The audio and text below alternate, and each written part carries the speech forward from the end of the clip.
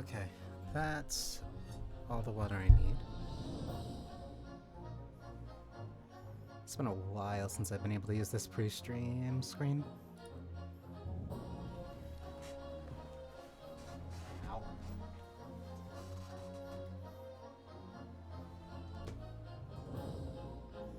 Okay.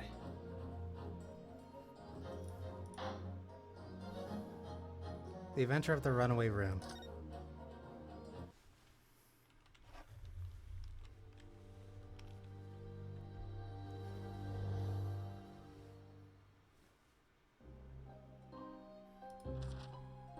Glancing over my records of the late last century, I am faced by the events of a certain bitter winter. A murder in a carriage as it sped through dense London fog in the dead of night. Though the victim and the perpetrator were the only ones inside, there were multiple witnesses to the crime itself. However, none could have imagined at the time that such a seemingly obvious case as this would end in such a horrendous manner. My friend, Mr. Herlock Sholmes, once said of the incident, I believe that perhaps that case was indeed the prelude. the beginning of a long concerto that impressive Japanese student and I were to play together.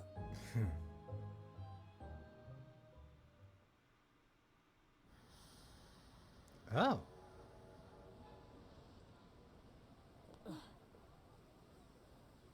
Amazing.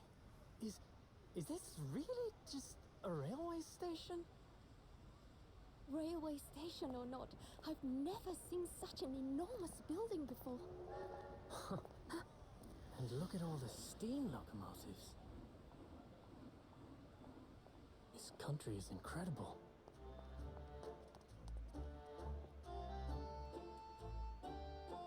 Piccadilly Pavilion?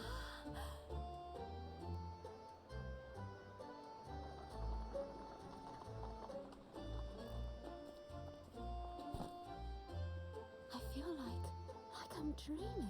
So this is the capital of Great Britain. So, where to? Oh, hello. Climb aboard.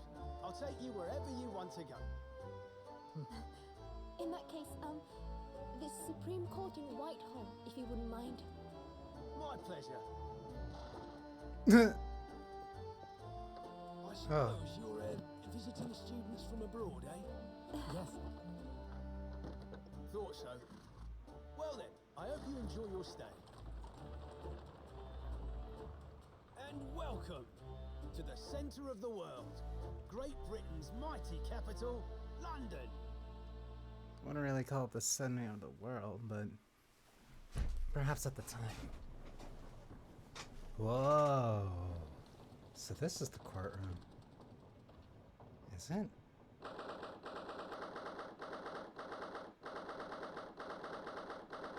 British Supreme Court. Lord Chief Justice's office.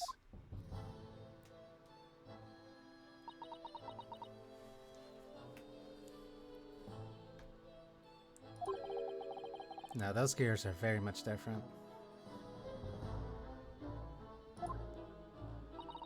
I do remember seeing some of this room, but not a lot of it.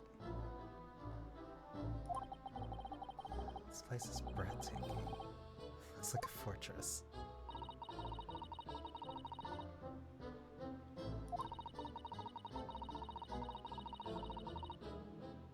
It's only been built in a few short decades since we opened our borders to the outside world. That gives me an excuse. Let's pull this out. Hello.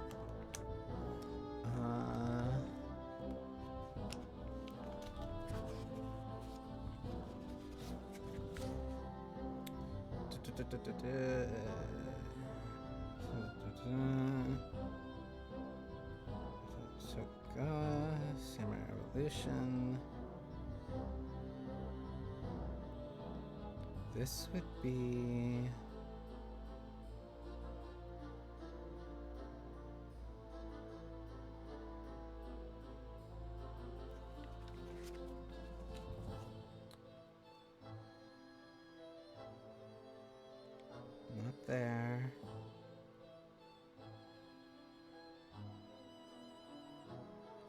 Labor, empire, domestic order, economic society.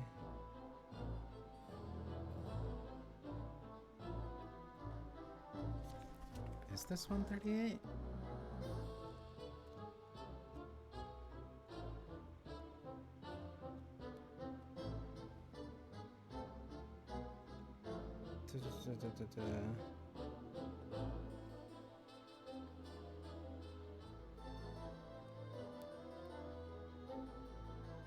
This might be a little bit, yeah, this is one, so that's a little bit further.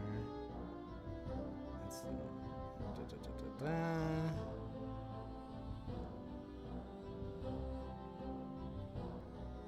it's the riots, might be before that. But then also depends on, yeah, so 48, because that would be Tokugawa. Okay, so I can at least work with this. I'm trying to get more of a better, accurate kind of pinpoint of time. An authentic example like this is quite different in impact, wouldn't you agree? Far cry from the wood and paper most of our buildings are constructed from. Industrialization fair. Because Britain would be deeper into industrialization than Japan would be following. Yeah. What is this place again? This is the Lord Chief Justice's room in the Supreme Court of Great Britain. The Lord Chief Justice.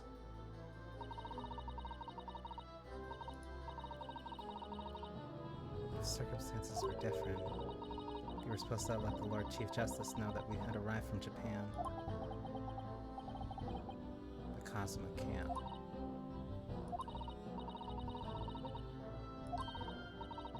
As envoys to report the news of Kazuma-sama's death. And having delivered his or her message, an envoy's duty is done. So we'd have to return to Japan. If we want to remain here in Great Britain, I have to take Kazuma's place as the law student selected for the study tour. Which means you need the requisite qualifications as a lawyer, which is what I've been studying for. Here in Great Britain, it is the Lord Chief Justice who appoints lawyers. So that's the second reason why we're here, to have you officially recognized as a lawyer. It's the only way that we'll be able to remain here in London.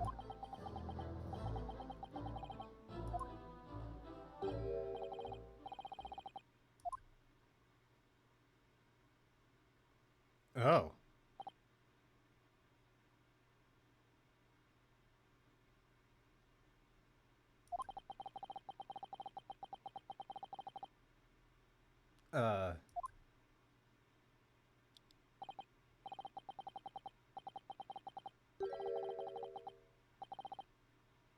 Seems I'm 1 hour, 12 minutes, and 47 seconds late. My apologies.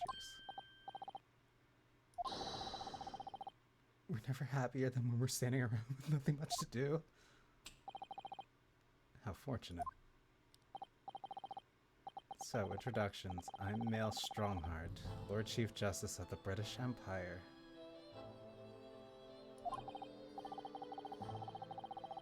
feel like a little mouse under an elephant's foot. Don't be a mouse. Shh. Ryunosuke Naruhodo from the Empire of Japan.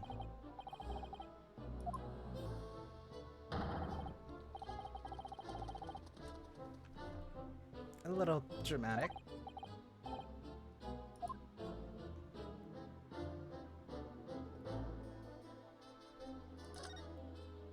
How about London? Sideburns is somebody else. Don't worry. So what are your impressions of the capital so far? How do you like London? Oh, well, help. I've been so nervous ever since I got here that I can't remember a single thing about the city. It's simply splendid, isn't it, Mr. Naruhodo? Oh. We had a wonderful view of some of London's streets from the carriage on the way here from the station. Everything everything is so impressive and grand. I must say I'm almost at a loss for words. I'm glad to hear you like it. The city boasts tramways, piped water, and gas, even cables supplying electricity. We spearhead every revolutionary new technology in the world. Every visitor to London is astounded.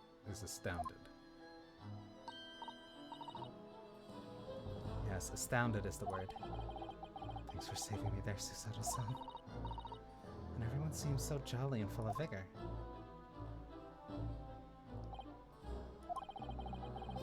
There's much excitement about the upcoming Great Exhibition we will be hosting here in London. Great Exhibition? Cultural and technological achievements from around the globe are all being exhibited here in our great city. It'll be the greatest spectacle of its kind in history, and will make Paris's World Fair look like a toy shop. You can hardly imagine how magnificent it's going to be.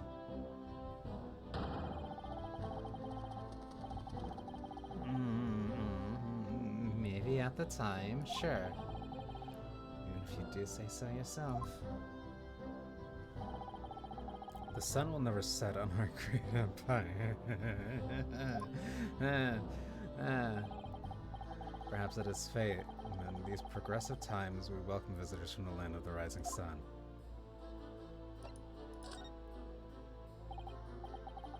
Lord Chief Justice, I think you were expecting a student of law from this study tour, weren't you?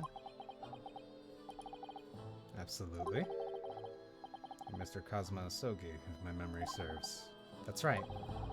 The British government has already been telegraphed the full report on the situation. Oh! I understand the young man lost his life aboard the steamship bound for our shores. So you already know.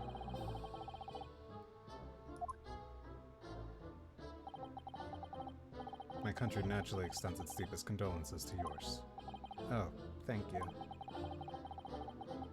You honored this appointment specifically to inform me of the news. Yes. We are here in the capacity of envoys from Japan to report the sad news in person. They tell me you Japanese are people of protocol and courtesy. You see that it's true. It is with some regret that I must inform you that the death of a young lawyer means the study tour arrangement can no longer proceed. If you would just hear us out, Lord Strongheart. It's about the study tour. Mr. Naruhodo here would like to make a proposal. This is it then.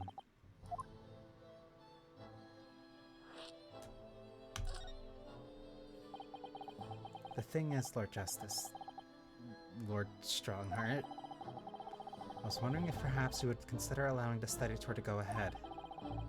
Don't misunderstand me. Britain would ideally like to see the tour go ahead. But without a lawyer from your country, there's nothing to be done. Well, in that case, what if there was someone else? Another lawyer from Japan, I mean.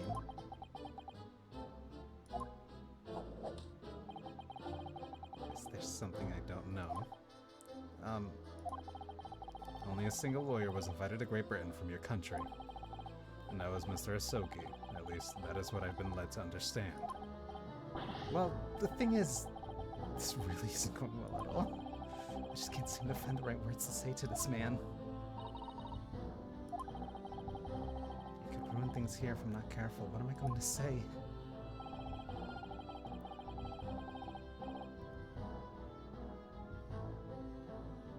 If there's someone else here from Japan who could be described as a lawyer, it's me. I can do it. Is that so? I mean, I don't actually have any qualifications as such, but... No qualifications, you say, and you still claim to be a lawyer. I have acted as a lawyer in court before. Not untrue. Only once, as it happens. And I had Cosmo to help me, and I was the accused, but glossing over the details. I've been spending every spare moment on this journey here to Great Britain studying. I've learned all about British law and court proceedings while I was on board the SS Bureau. The voyage from Japan is some 50 days, I believe, not what you might call a full education. To become a qualified lawyer here in Britain, not only do you need a university degree in law, you must also complete several years of training. I realize it's far too short a period of time, but I can't just go back to Japan. Mr. Sogi's journey had only just begun. Coming here on this study tour was all he thought about. I have to carry on and do everything he planned to do. I know it must sound like I have an overly inflated opinion of myself, but I would do anything to prove that I have what it takes. Any test you care to set on me. Just one chance, that's all I'm asking for.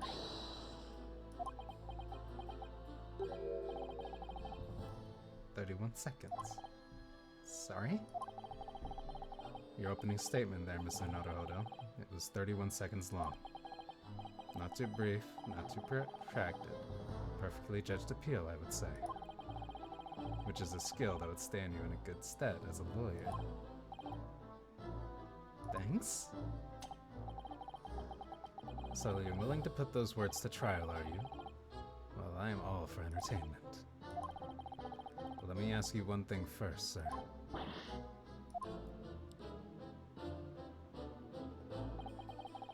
You say you intend to do everything Mr. Asogi planned to do. Are you firmly set on that path? Well, yes, that's my intention. Am I imagining things? Or did his expression just alter a fraction there all of a sudden? Very well. You have your wish. I'll give you a chance. A test to become a specially certified lawyer. Whether you pass or fail is entirely down to you. So what's the test? What form will the test take exactly? What do you consider the role of a lawyer to be? Well, defending people, of course. Well said. So, let's have you defend someone. Huh? Your timing is perfect, in fact. There's an app trial about to begin later today.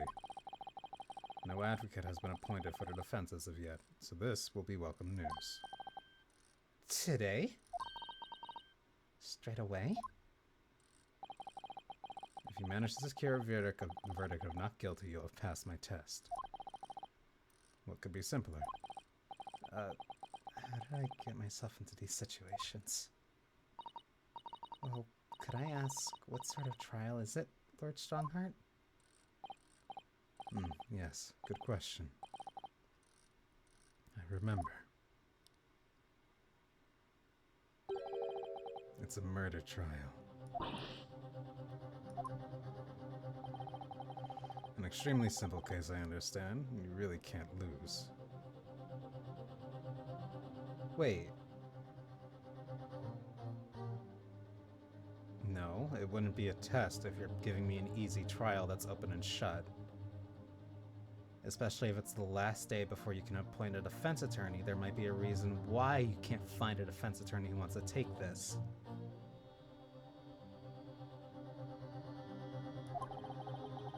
That's easy to say.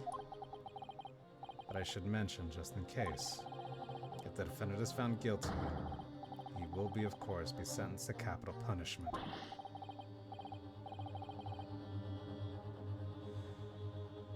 Oh.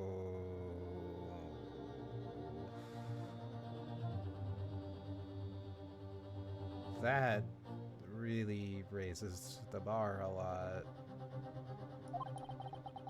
Here in Great Britain, murderers are sent to the gallows without exception. Presumably you read that much in your short C-based introduction to British law. We can't possibly agree to such a test. You would be toying with a man's life. I'm the Lord Chief Justice, and I've decided it's acceptable.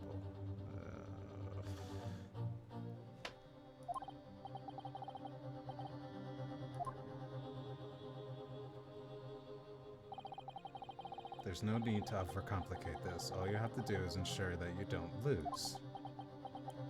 That's not the job of a defense attorney.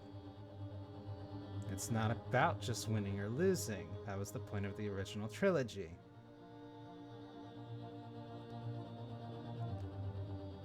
That's why that second game ends the way that it does. So the defendant may live or die depending on how well I perform in court. If I lose, he'll be hanged. You've come to me claiming to be a lawyer. If you want me to take you seriously, you need to prove you're willing to do a lawyer's job. And you say you intend to see through the will of your compatriot, Mr. Asogi. I would like to understand just how far you're willing to go in order to make that happen. He's testing my resolve. What's the matter? You've fallen silent. I'm sorry, but time is pressing. The trial begins shortly. I need an answer from you now. What's it to be?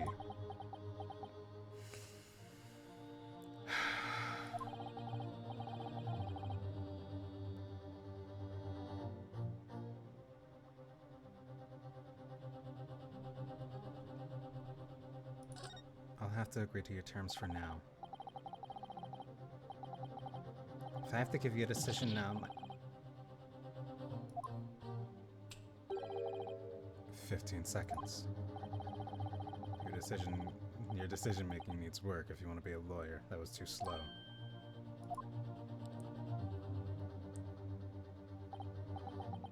So it's as I suspected, is it? Sorry? You have noble intentions, but lack the resolve to see them through.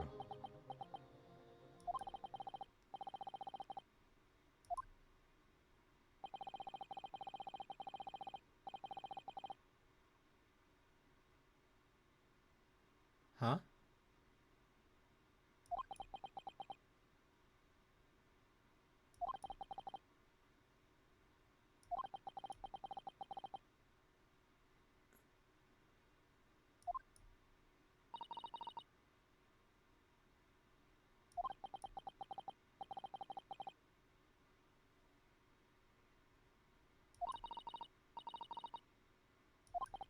You too?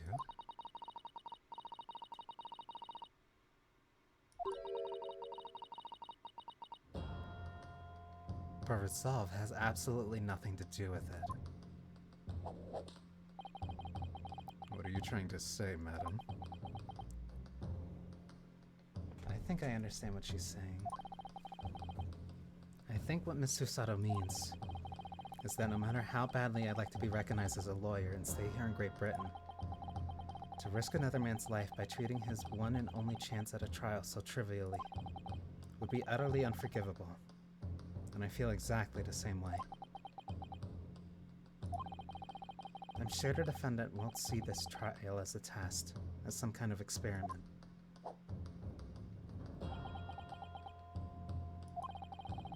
A lawyer may fight for his clients in court day after day, but for each one of those clients, the particular day they stand in the dock may be the only chance they have to fight to prove their innocence. No, I was wrong. I'm not qualified to do this job yet. I'm sorry for wasting your precious time, Lord Chief Justice.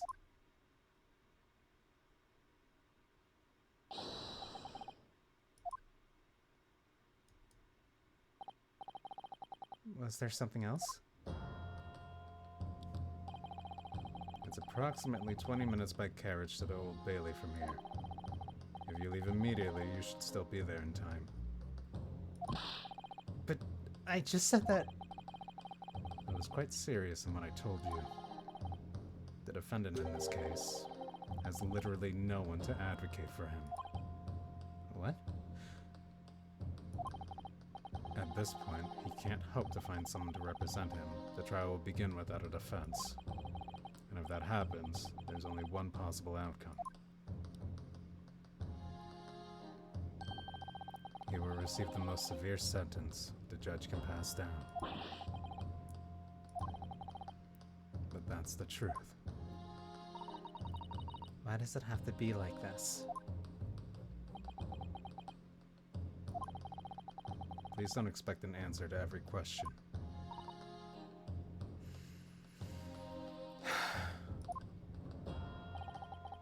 The cold hard truth of the matter is that there is only one person now with a chance to save this man from a very miserable end. And that is you. Am I really his only hope?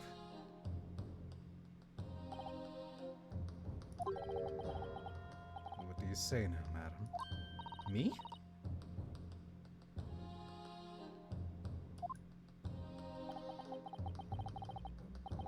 You said it wasn't an easy decision whether to choose whether to defend the man in these circumstances, and I agree.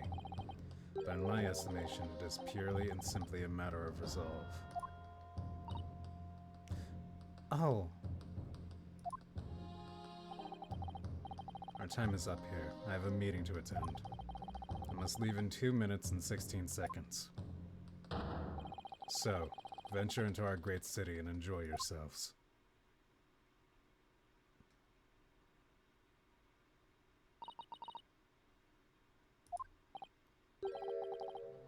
The Old Bailey.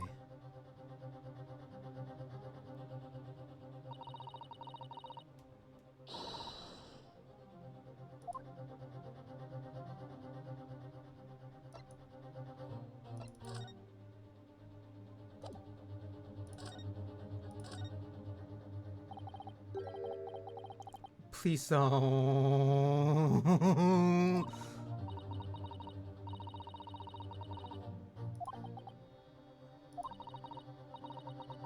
You heard Lord Strongheart. The trial starts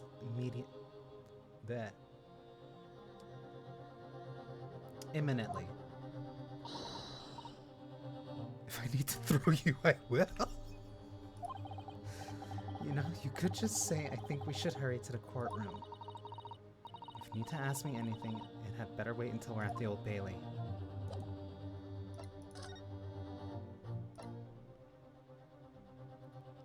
London's highest criminal court with an illustrious past, the Old Bailey. This is where I'm to take my test and prove my worthiness as a lawyer. Please don't just throw me when I need to do stuff.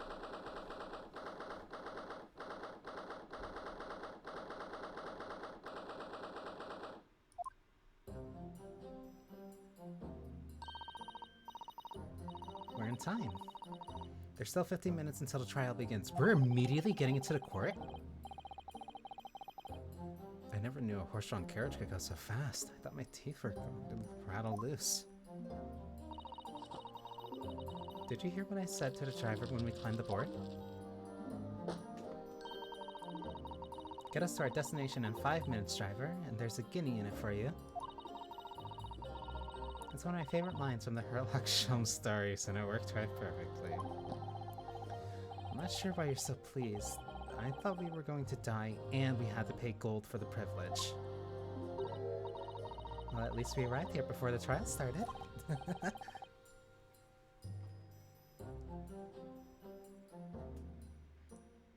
I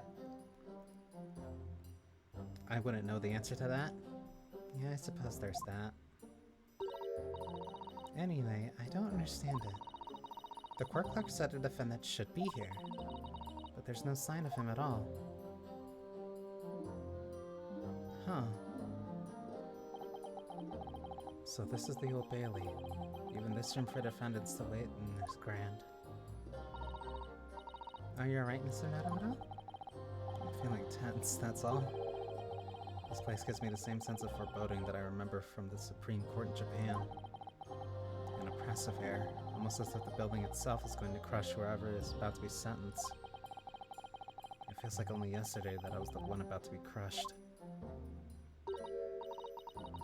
Whoever the man you're to defend is, I imagine he's feeling very alone at this moment.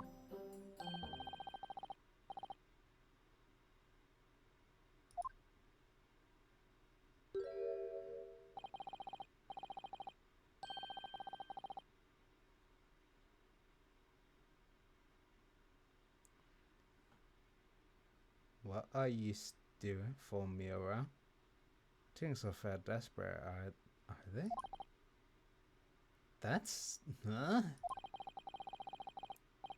Will you look at the expressionless faces from the east? Yes? Yes? Yes. Huh? We're from Japan, yes. Japan, is it? Right, say no more. So, how much do you need?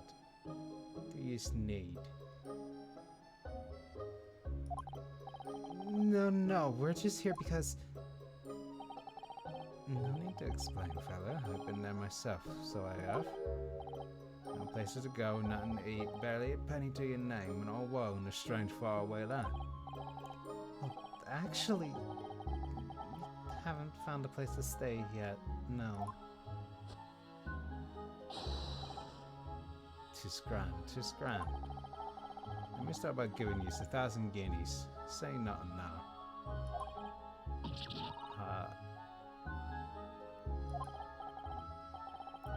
You don't have to shout.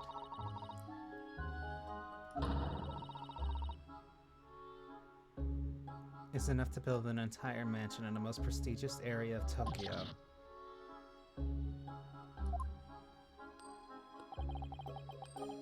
Tis nothing to me at all. I like to ensure I have sufficient funds to weather a rainy day, you see. I had enough wealth to buy the city of Latin 2 or 3 times over.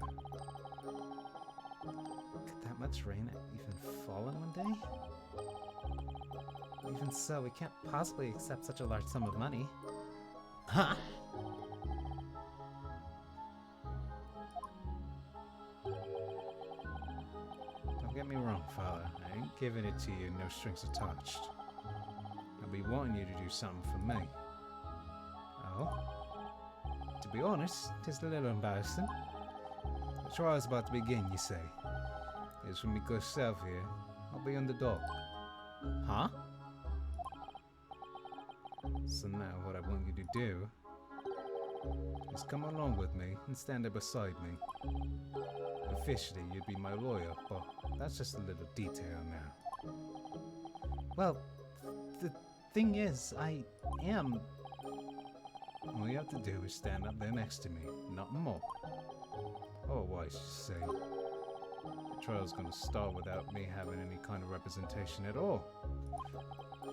So it was true. The Lord Chief Justice wasn't just making it all up.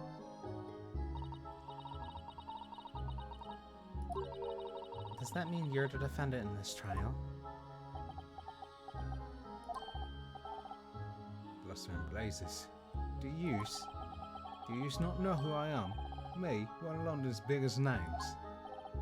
No, sorry, we've only just arrived in the city, you see. I see. I suppose it's isn't altogether impossible.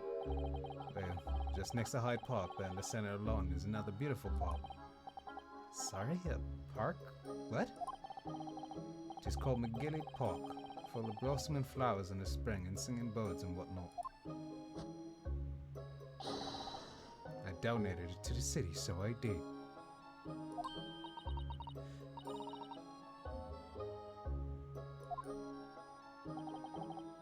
City of smiles. That's my vision of London.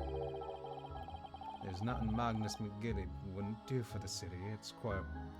And it's queer old people. Queer? What? I've never seen that word before.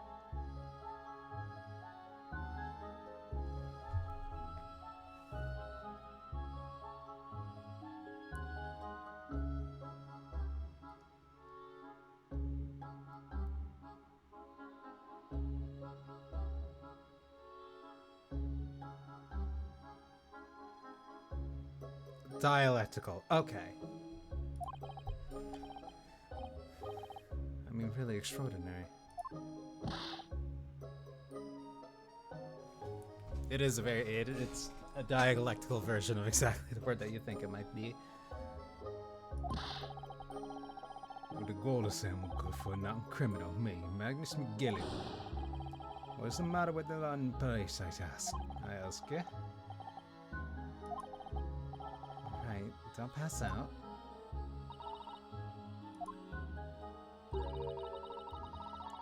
perhaps now would be a good time to introduce ourselves while the gentleman catches his breath? Good idea.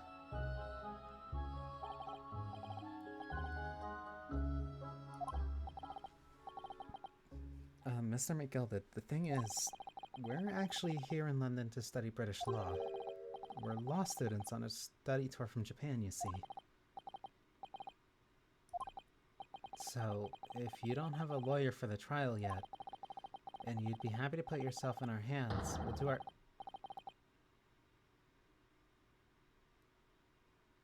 What was I... What was I after saying, you daft idiot? What was I after saying, you daft idiot? I'll give you 1,000 guineas to stand up there next to me, haven't I? Well, yes, but I wasn't really offering just to stand up there next to you.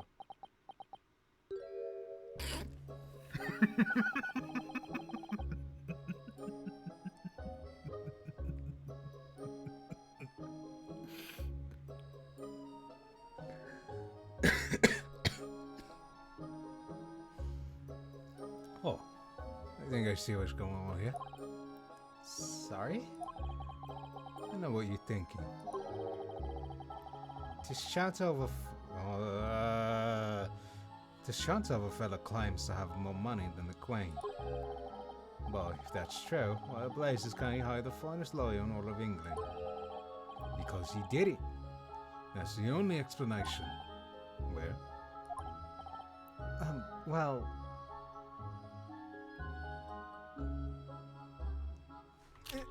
Hang on, I need to...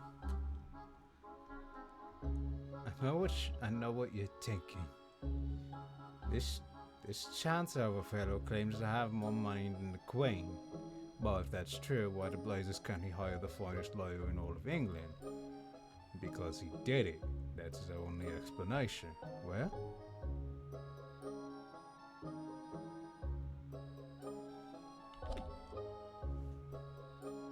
You didn't, though, because I'm not. I'm a Japanese law student who learned British law in 50 days. Not at all. Although, it's a little strange, to be honest. Well, you don't have a lawyer, I mean.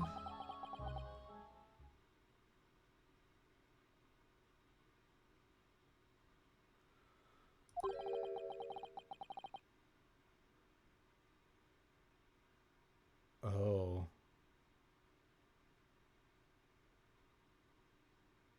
That would be the fault of the Reaper.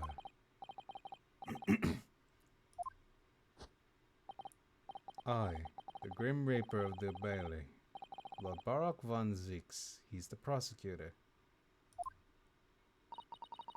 The prosecutor is the Grim Reaper?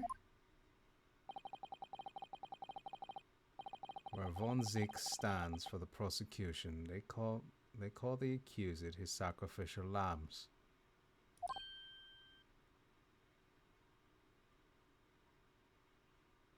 You have an undefeated record, don't you, Mr. Grim Reaper? And to this day, in every single trial in which he's been the prosecutor, the accused has been damned.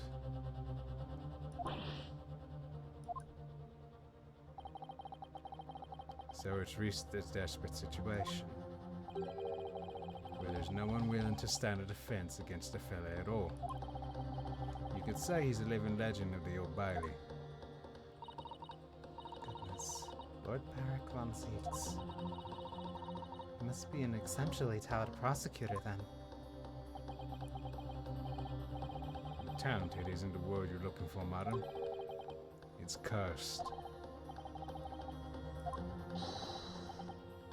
The defendant is summoned and his counsel. Please make your way to the courtroom. The trial is about to begin. 'Tis time. Well then, fella, don't let me down. But I don't know anything about the case.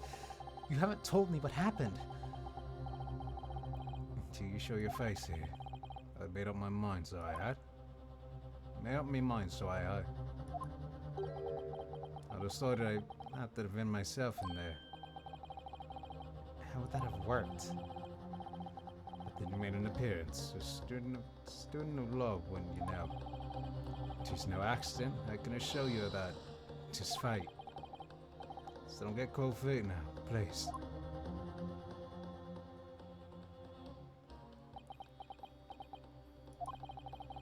I literally know nothing about the case or about this man who stands accused. In fact, the only thing I do know is that I can't just turn my back on him.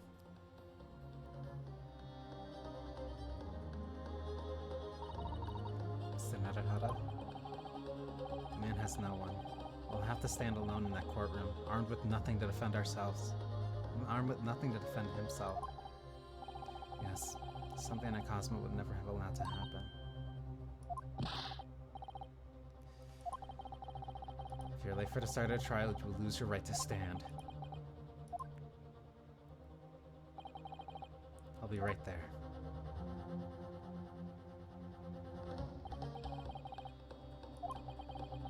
My first trial in a British court. I hope you're watching over me, Cosmo.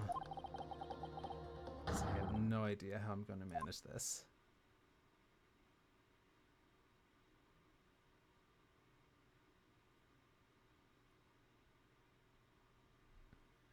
We're right into it.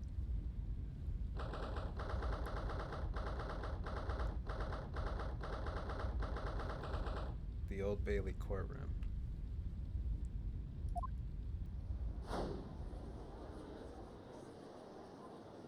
Huh? So this is the highest court in Great Britain, the Old Bailey. The centuries of history in this place is palpable, isn't it? It's so different from to the Supreme Court in Japan. It feels both imposing and serene at the same time. The atmosphere almost makes words redundant. Whatever the country, determining a person's guilt or innocence is always a solemn affair. May I say something, Mr. Naruhodo?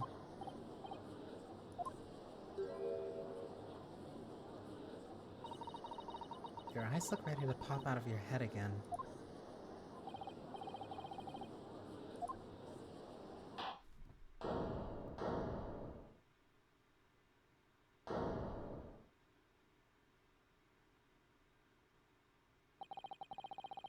In the name of Her Majesty the Queen, I hereby declare this court to be in session. Okay. We are here to determine the guilt or innocence of Mr. Magus McGillard. I now call upon the counsels for the prosecution and defense to declare their willingness to proceed. The prosecution is fully prepared. Von Zeeks. That must be the Reaper of the Bailey.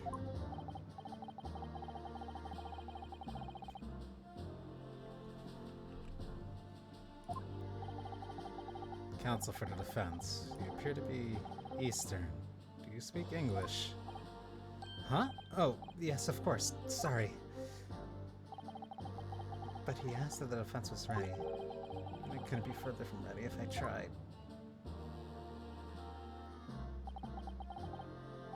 Those eyes please me, Nipponese. They shroud you fear, your doubt, your trepidation. They run wild, clinging to some phantom notion of courage. The quintessential look of a sacrificial lamb. Cool chill just ran down my spine all the way to the tips of my toes.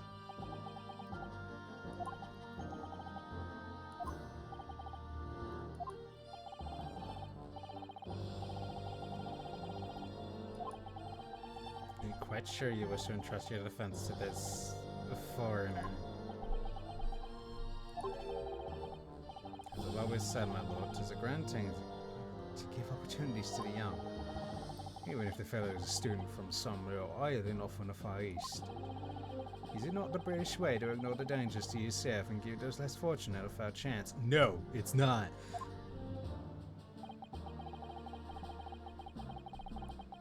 I like to think my acts of chivalry do the great British Empire proud.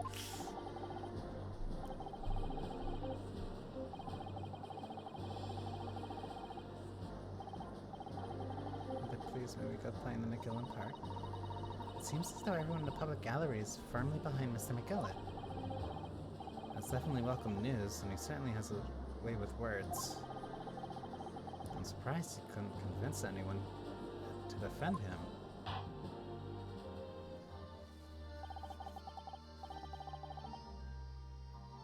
Oh, that's a really nice, it's a really funny fire effect. I didn't even notice. Eloquently put, Mr. Gillet. Most laudable sentiments. So he doesn't not have representation, not because people don't like him, just they fear Von Zeke that much. Now, ladies and gentlemen of the jury, I'm sure I need hardly remind you that you 6 members of the public have been selected for your impartiality. Are you ready to proceed? There's a jury. Why are you allowed to drink in court?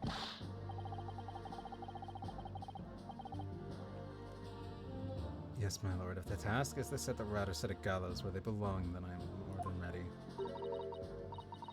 At the manor, his lordship always says we should dispose of rubbish promptly. Naturally, I agree. And a criminal here will soon wishing they never set eyes on me.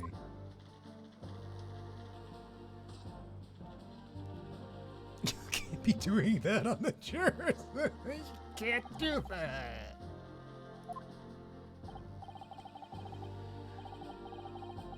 I'll just be getting on with my knitting. Let's finish these mitts for my grandson. Those people are... the jury, yes. That's something we don't have in Japan yet. Jury wine is not real, that's just alcohol. Why would you put it in a flask? That's right, if only I read about it. But here in Great Britain, the court's final verdict depends on the opinions of these 6 jurors. The judge passes sentences according to the law, but the jurors determine guilt based on common sense. So the defendant is ultimately judged from 2 completely different points of view.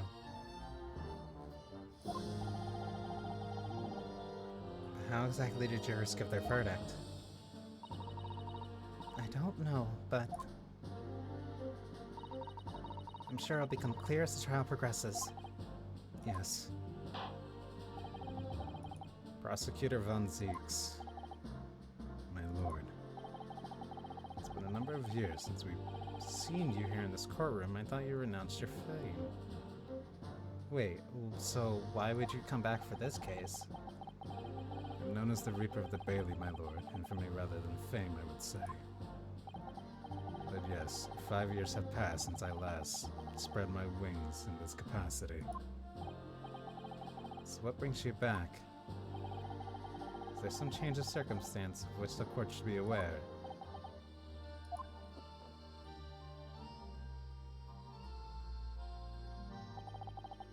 I leave that to your imagination, my lord. So the Reaper has been out of action for 5 years. Why did he choose the day of all days to make his comeback?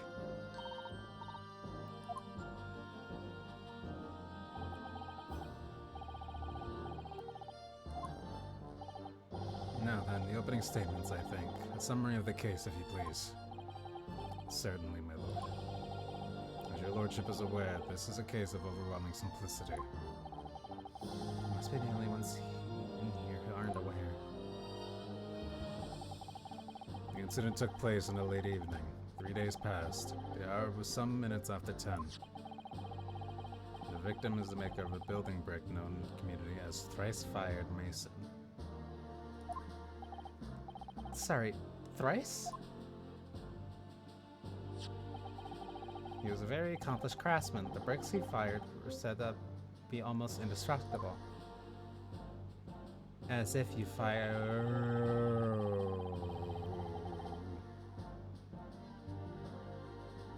The victim's corpse was discovered in an omnibus in service to the streets of London at the time. A dagger that had been thrust into the victim's abdomen is believed to be the ultimate cause of death.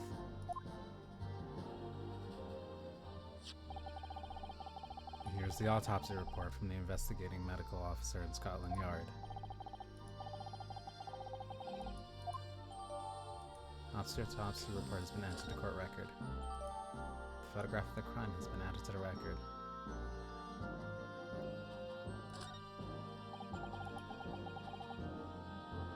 And one further item of evidence.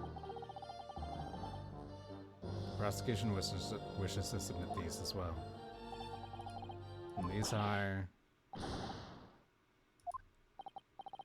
Yes, my lord. Seized by a policeman who arrived at the scene. These gore-soaked gloves were taken from the hands of the accused when he was arrested. Okay, so...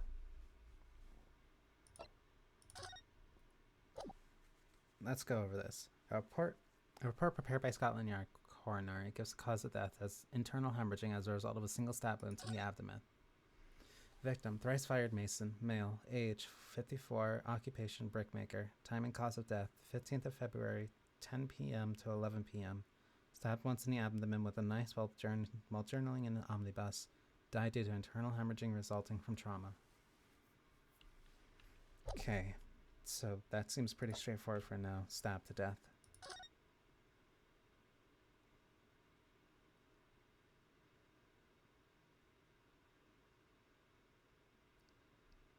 It's a very cut and dry photograph.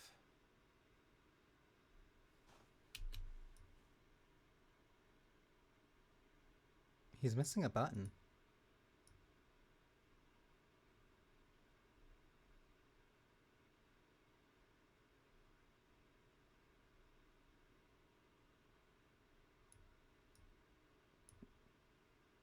That's a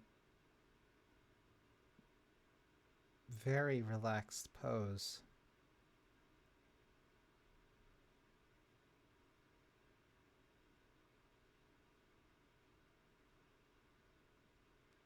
No sign of a struggle?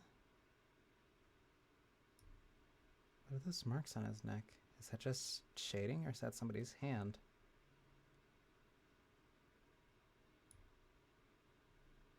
Huh.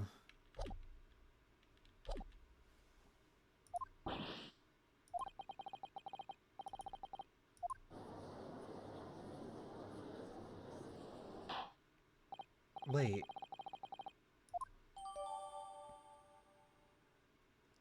There's a bloodstain on the right glove.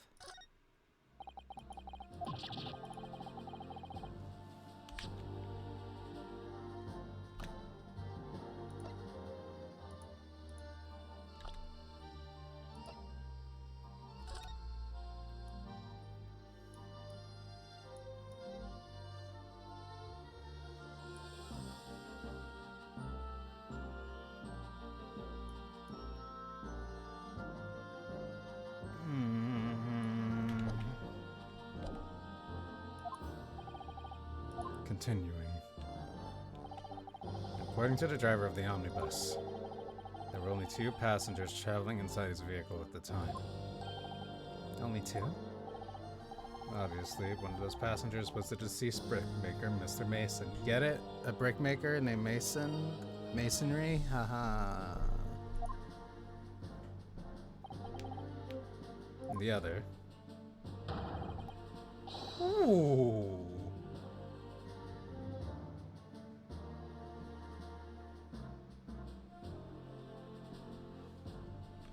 You don't need a point like that.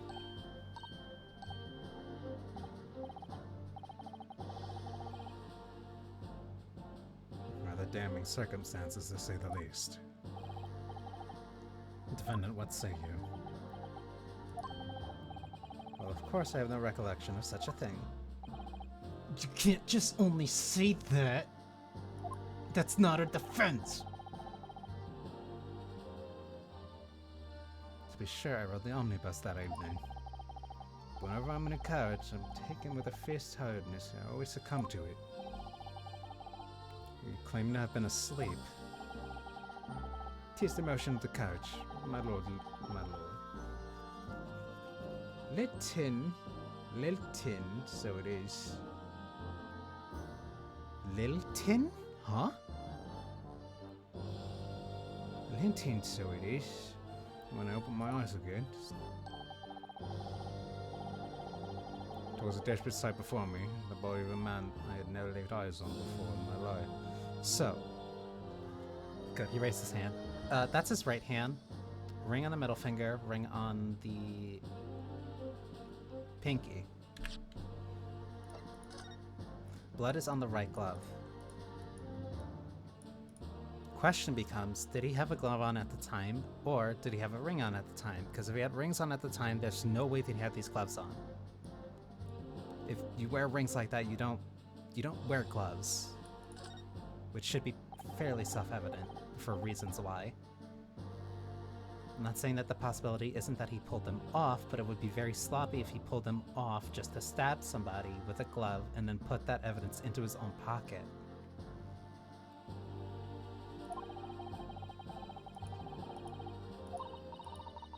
Well, nothing will come from grumbling now. No. By the way, is Mr. McGillard right-handed? Yes, I believe so. He was toying with a coin in his right hand a little earlier. Ah, pity. If only he'd been left-handed. I think blood on either glove would be fairly incriminating, really. So, yeah, according to these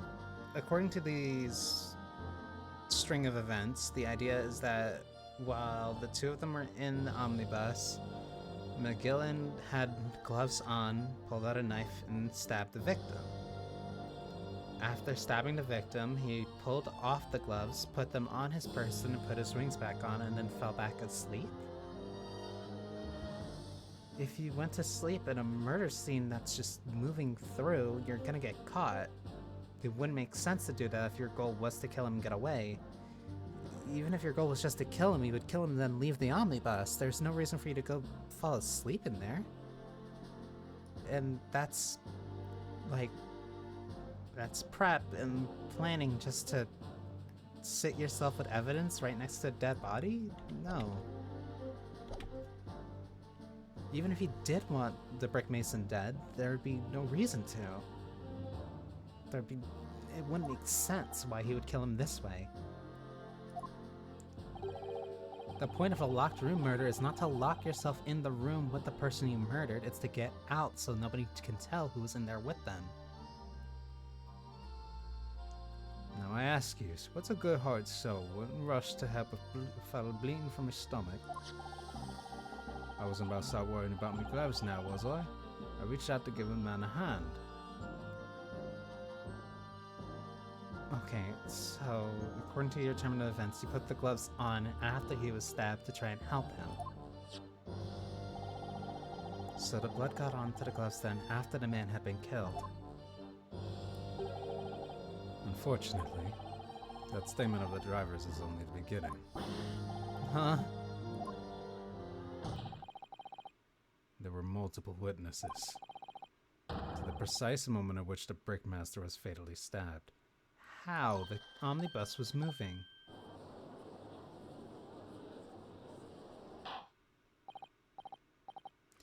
If the omnibus was moving, then how did they all see him get stabbed?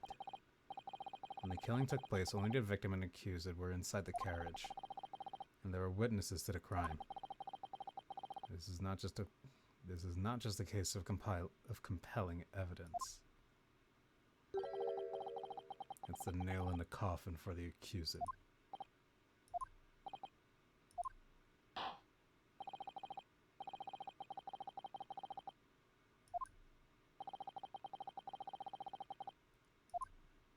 Please give me a testimony to help you.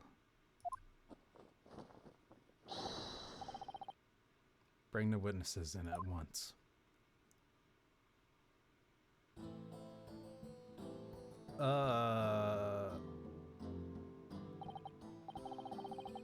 Your names and occupations. So this is 3 people. Beppo.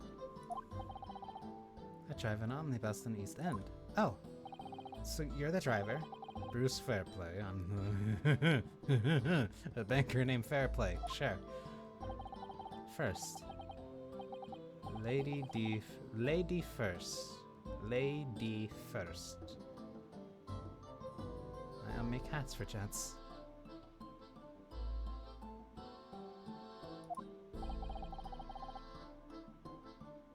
Let's begin by confirming the facts.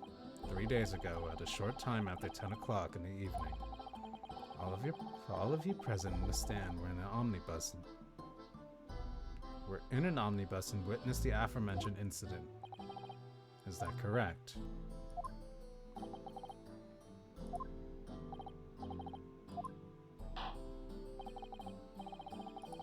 Let's proceed to your formal testimonies, please. Each of you will tell the court precisely what you saw.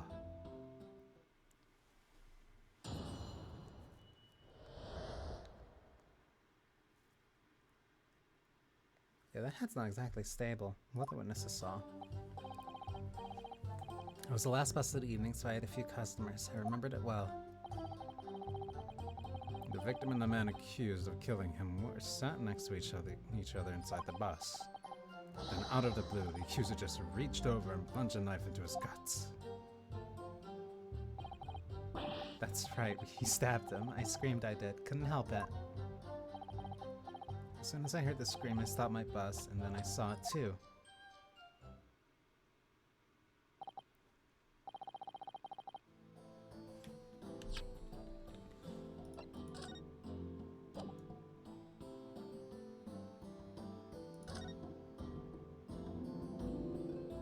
Wait, an old crooked hat.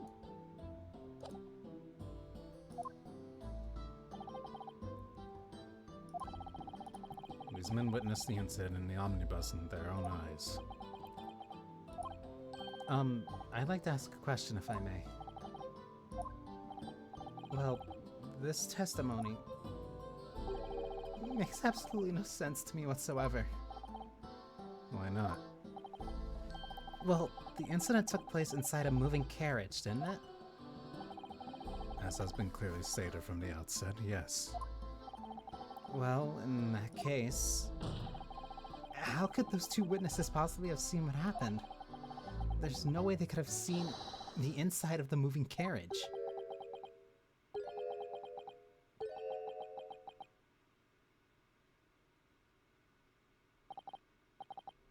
How quaint. I read that civilizations in the East Island nations was a good century behind our own. But you're here in London yourself. Are you really so ignorant about our omnibuses? Huh? Tell me, my Nipponese friend, have you ever traveled in an omnibus? Well, no. We only arrived in London this morning. No matter. I've arranged for us to see for ourselves the actual scene of the crime, that is. What? What do you mean? The carriage is designed to be moved. After all, presumably you understand that much. Yes. The omnibus in which this bloody crime took place is here today, in this very building. Here? Bailiff. Bring forth the stricken omnibus. You could just bring it.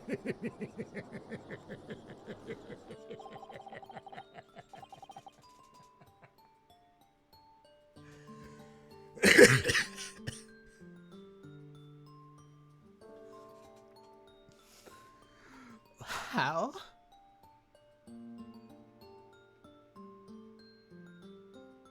You just took it through the door? I can't believe they could bring something so enormous to here. Great Britain's courtrooms.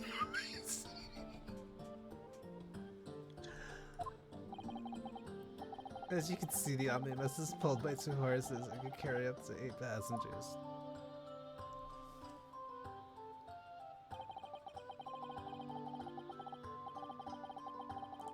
Yeah, no, you can't see. They're on top.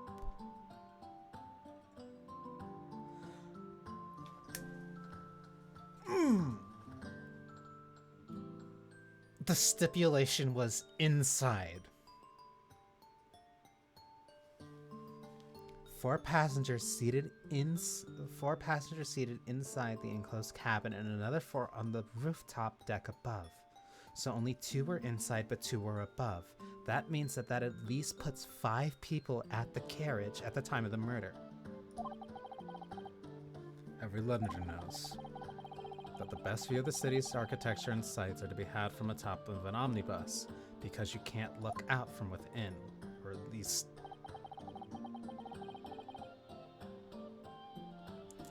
And I should point out to our foreign guest, it is on stand. The omnibus is at the stand, while they're just in the back. But there's a skylight in the roof allowing a view of the interior from the seat above. So then that makes even less sense why they would try to murder somebody if somebody could look in directly from above.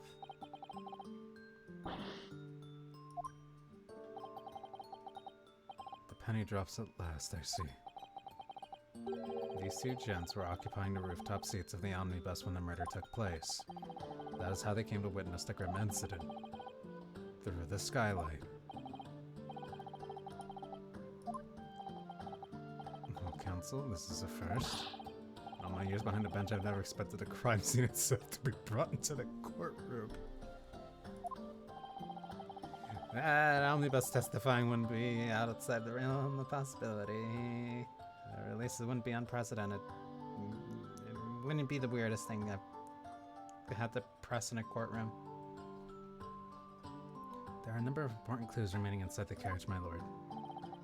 I would like to submit the omnibus itself as evidence.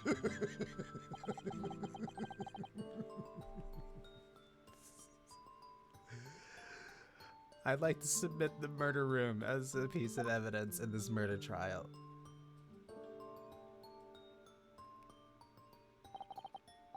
Very well, I see no reason why not. The omnibus is hereby formally accepted as evidence. The omnibus is entered into the court record. The 8-seater omnibus that was the scene of a crime. There were passengers both inside the carriage and on the roof of the deck at night. The entire crime scene entered as evidence. Yes, Great Britain is simply extraordinary.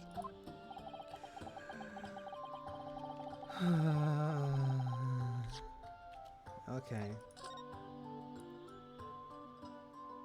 Oh, you can look in from the outside.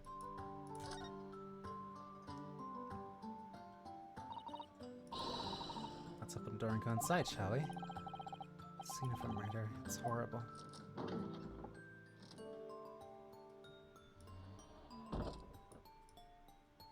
First thing I want to check. It's quite a large skylight, isn't it? Yeah, it's quite large enough to afford a good view of the cabin from the roof deck. There doesn't appear to be a handle or a catch of any description. So I suppose it can't be opened from inside the cabin at least. Oh? The seat has a handle, it seems. A trunk? This looks like all sort of equipment that might be needed to keep the omnibus running. So it's maintenance equipment. Feeding tubs, tools to repair wheels, blankets, horseshoeing tools. So it's a strange compartment for the coachman to keep his things, it seems. Storage. There doesn't seem to be any space for passengers to store their luggage, that's for sure. Well, I don't imagine it would be very convenient for that purpose anyway. So there's little point in storing your own stuff there. But it's only for that one. So it means that you wouldn't be able to carry much. That's a poster for the Great Exhibition that's due to start 6 months from now. There's a lot of focus being drawn to the Crystal Tower. The centerpiece of the whole exposition. Oh, that Crystal Tower. It's under construction already, I believe. People all over London must be fizzing with excitement at the prospect of such a grand event.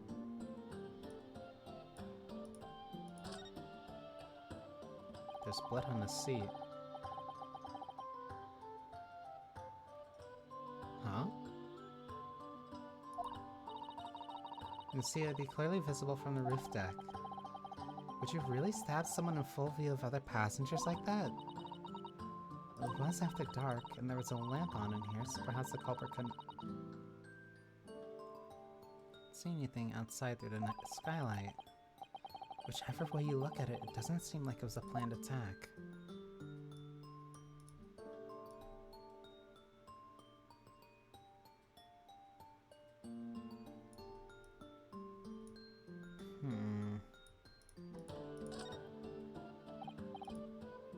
That's the poster from the Great Exhibition. That's due to start 6 months from now. There's a lot of focus being drawn on the Crystal Tower, the centerpiece of the whole exposition.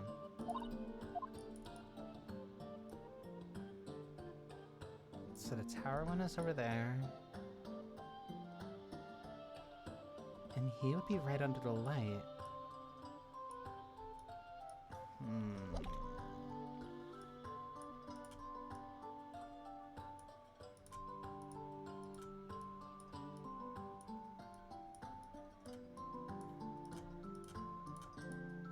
This would be where the driver is from.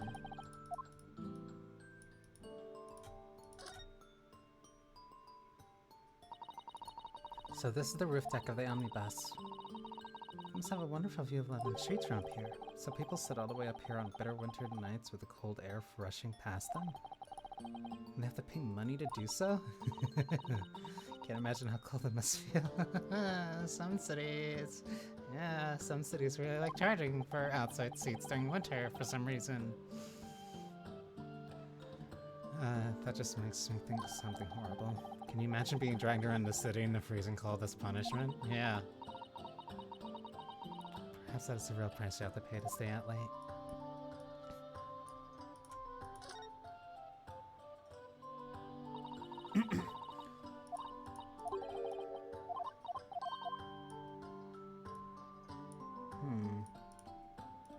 There's still a ladder here. Huh? Why is this here? Why is this here? Phoenix Wright Omnibus? Why? That's bizarre. Funny. But bizarre.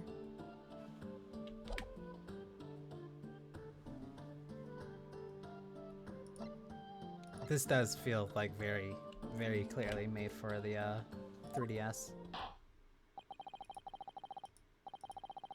Cross-examination. Pray don't expect this Nipponese stray to understand the intricacies of a British court's cross-examination rights.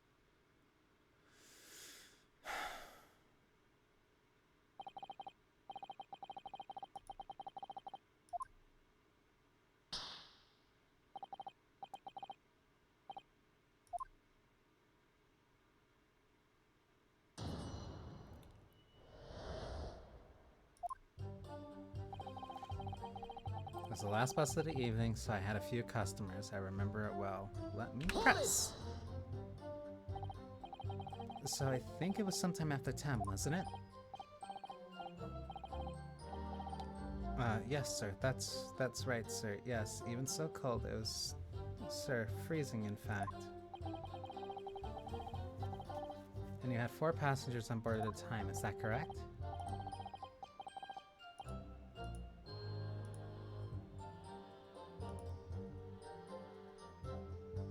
Not all traveling in the same parts of the bus, of course, though. No.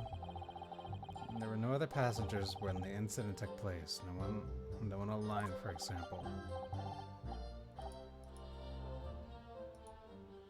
You're quite right with that, sir. No other passengers like that. None. So nobody fled the scene of the crime then. I have to say, the boss insists on running. The boss insists on it running. He does every evening. That last bus of the day. But I do wonder sometimes if it's altogether worthwhile. Yes, sorry to say. What do you mean by that? It being so cold and everything and only making 20 pence on the run, you see. Yes, I spent that much at the pub on the way home just trying to warm up again. The victim and the man accused of killing him were sat next to each other inside the bus. Hold it! And you saw them through the skylight of the roof of the carriage. So if the light is here, the death is there, the body is there, so you were murdered on the left side of the carriage.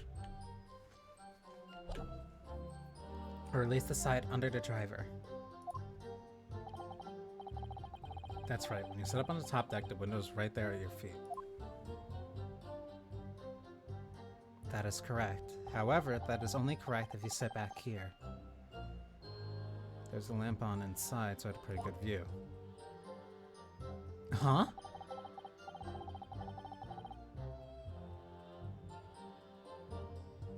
The two of them are wearing hats, and I couldn't exactly make out their faces.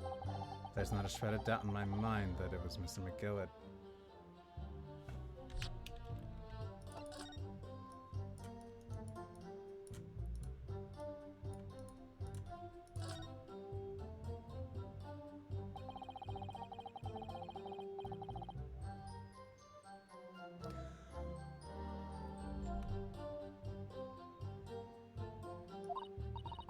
You could only see one half of the room.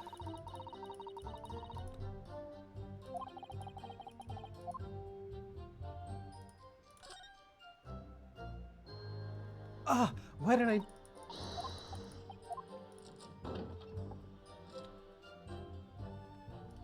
Perspective.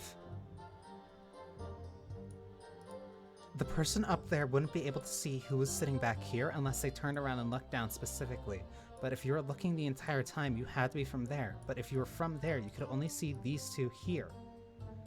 So if the body was here... If the body was here and Mr. McGillett was sitting here, why would you stab him in the chest like you were sitting across from him? It wouldn't make sense. Even if you're trying to hide the fact that you were doing it, you were still stabbing somebody who had direct line of sight on somebody else. You wouldn't be sitting next to him, and even if you did know that there were 4 people in a carriage, claiming that both were on this side of the seat, it doesn't line up with what happened.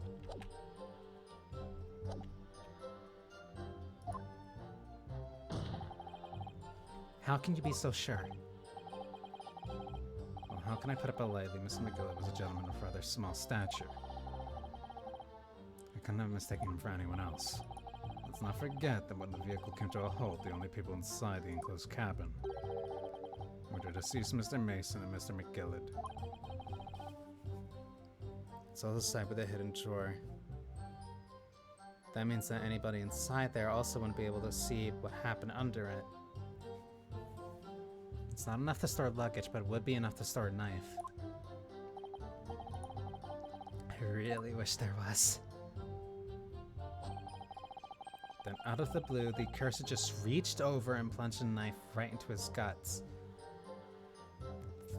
This is incorrect, but I need to figure out what he means specifically to point it out. You actually saw the exact moment it happened. Didn't I already testify to that? Or a fair dinkum, a hard-working city banker is not considered trustworthy nowadays. I didn't mean that. This is not good. I've really got his back up. Perhaps you could tell us what you saw in a little more detail if that... Huh?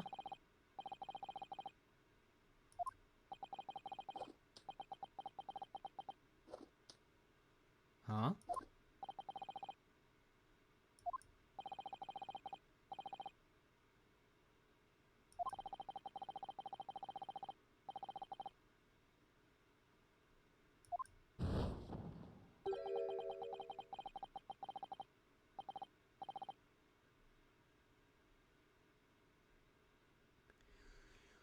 You can't just say that 'cause he's short and Irish.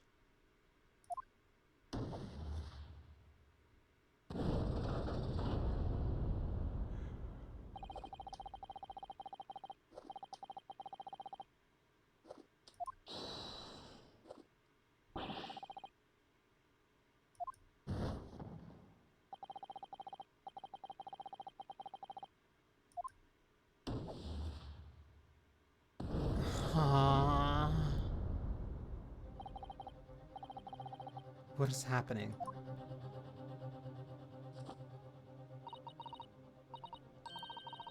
Ah yes, it seems that how the members of the jury give their verdicts. With fire? Apparently, yes. White for innocent and black for guilty. As the 6 members of the jury make up their minds about the case, one by one they each cast a ball of fire into the great scales of justice, as we saw a moment ago. So if those enormous scales fall completely to black side, does that mean...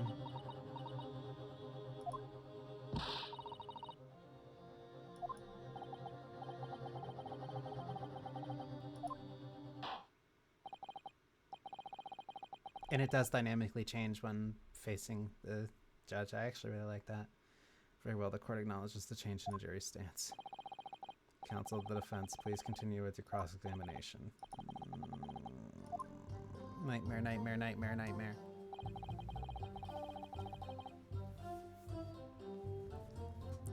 He's right, he stabbed them. I screamed, I did, couldn't help it. Okay, where were you seated?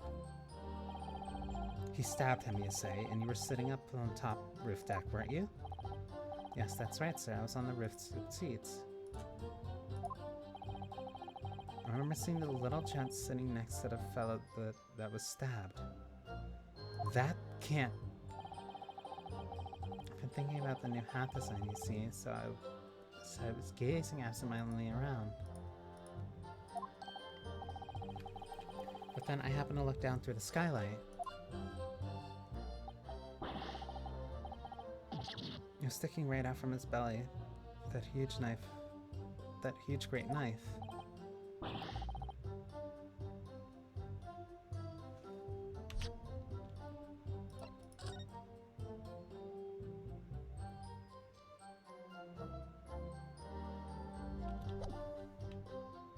I have a theory, but I can't tell. But I know I'm not at the right spot to figure it out just yet. The jury looks like they're even more convinced my client did it than they were before.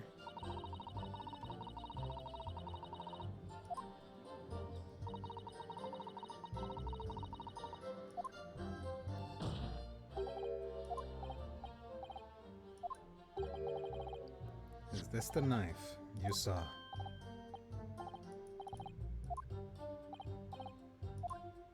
The murder weapon.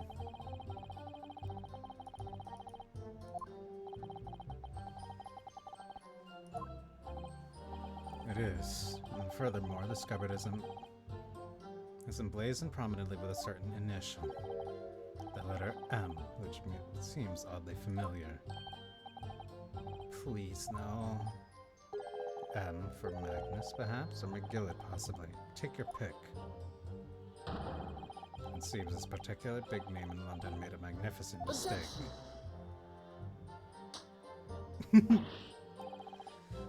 But there are M's everywhere.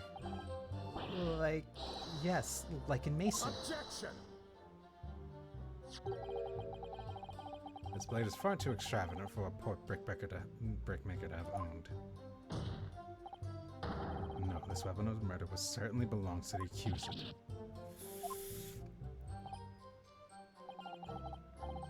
Not conclusive, but certainly compelling. The largest knife that was found lodged in a victim's abdomen, its quality and fancy ornaments suggest it may be quite valuable.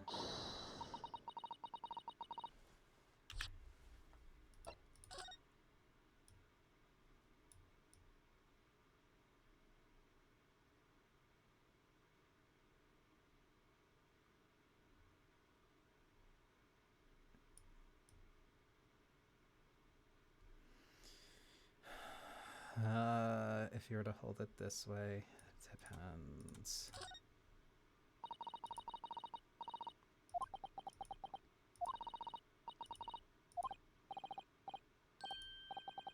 I just don't really like blades. Those don't seem like the words of a man with a large katana slung around from his waist. It's not a blade, that's Cosmo's soul. Anyway, there's no sense in delaying it. Let's see what the blade looks like.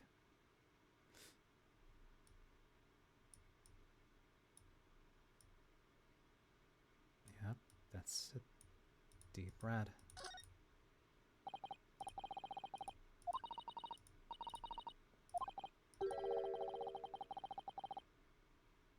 Yeah, that's how blood works. Did you think it wouldn't? just that we only just arrived here in Britain. I'm finding it a little hard to adjust.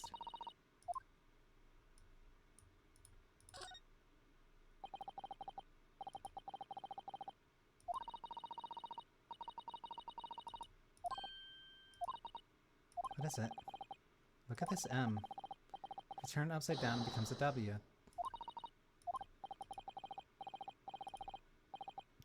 About cases, I'm sure of that.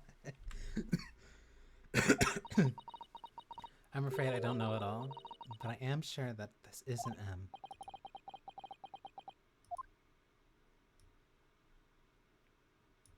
Yeah, based off of cursive styling, and around this time, you would start with like a curl into an M, and then curl back out. It wouldn't make sense to go, let me, here we go. Yeah, because if you were to read it upside down, that would turn the sigil upside down, and you would go 1, 2, and then it'll loop, and yeah, it's an improper, not necessarily impossible, but just it would be very awkward if you were to try to stylize a W like that. So yeah, that's an M. There seems to be at least a horse sigil on it. But other than that, there's nothing to really take.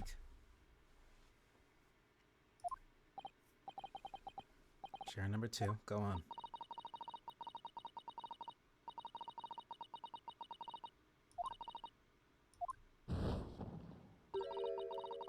Those of us in service, we must accept hard truths. Dispose of the rubbish. Okay, this is not starting great. I don't wish to cause offense, but I do like to eradicate all traces of filth and grime.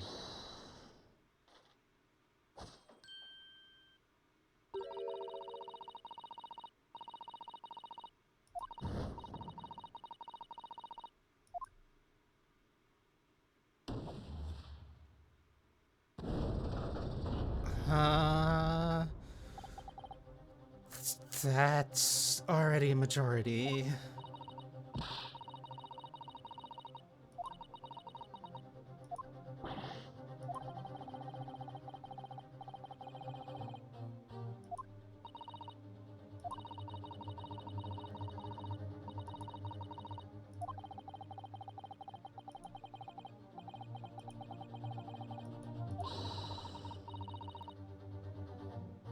We mustn't give up the hope that we'll uncover something that will give us...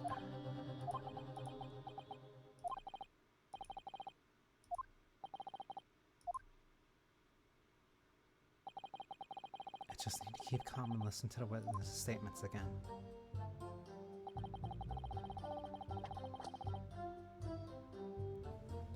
Hold it!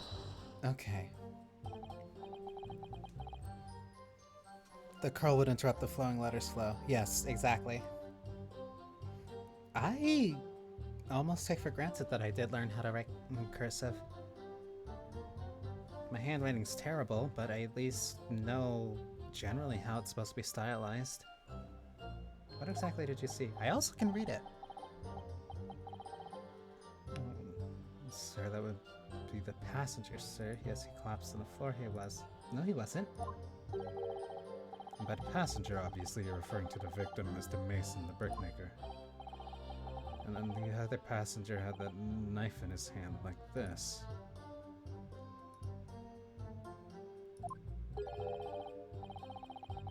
By the other passenger, you're obviously referring to the accused, Mr. McGillett, Magnus McGillett. And then he plunged it down like this, stabbing the other passenger in the belly. That's not how you would stab with a knife like that. That's not what that position would allow you to do. You go for... the way... No. That's not a vertical stab. That's something that was plunged into his chest directly from across. You didn't come down with a strike like that. You don't come down with the blade flat like that.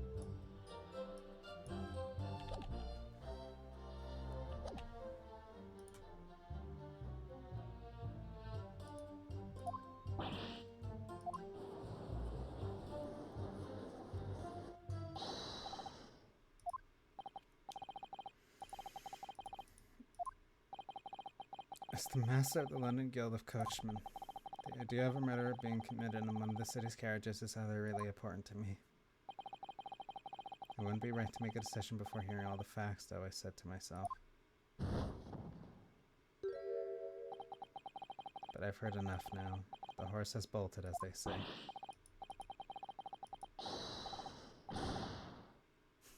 Key up now, Silver Blaze. The finish is in sight.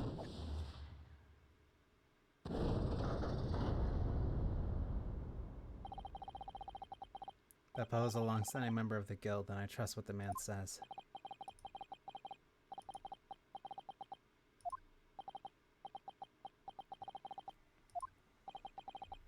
Which now means that 5 jurors agree to condemn this man.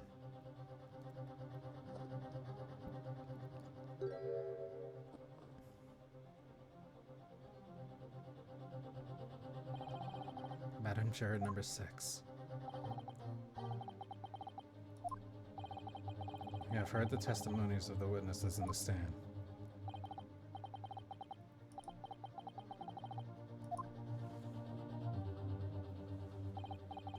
Then pray tell, why are you yet to pronounce your leaning?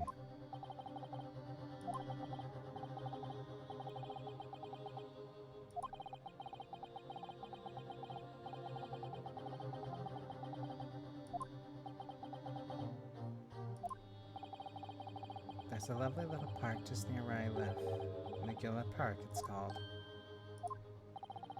The gentleman donated to the city, you know, to put a smile on Loner's face, as he said.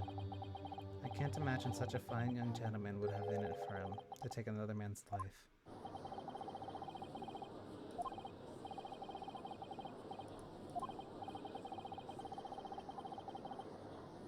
The McGillett Public Library? How many Londoners live with their heads in the clouds? Do you people not know what kind of man Magnus McGillett really is?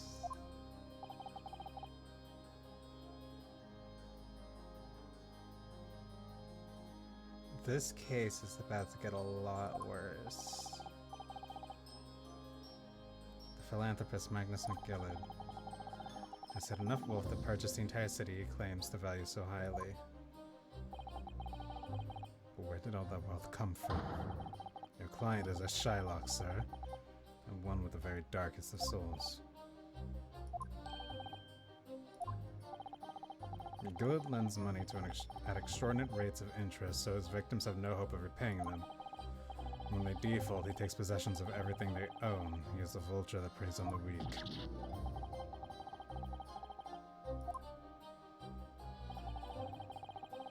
Your faculties haven't just deserted you, I'm sure, madam. So has this thought not crossed your mind? Would a man wealthy enough to buy London in its entirety not have a carriage of his own?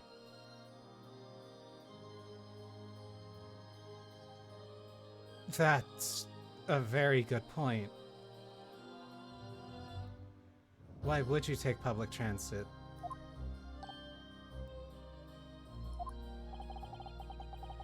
What possible reason could this man have to make use of a public omnibus service? That's... The victim, a poor brickmaker, had next to nothing to his name save considerable financial liability. It will come as no surprise that his creditor was the accused Magnus McGillett. But let it be known that the very day Mr. Mason was killed was the final repayment date of his debts. That is a very good motive. That aligns with dates and time very well. The brickmaker was destitute. He had lost his house.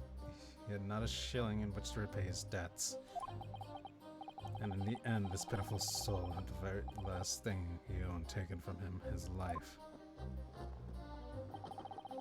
By the merciless philanthropist pretender Magnus McGillett. I don't believe it. If I might add something briefly. You claim that the victim had been lent money by Mr. McGillett. But where's the evidence to support your claim?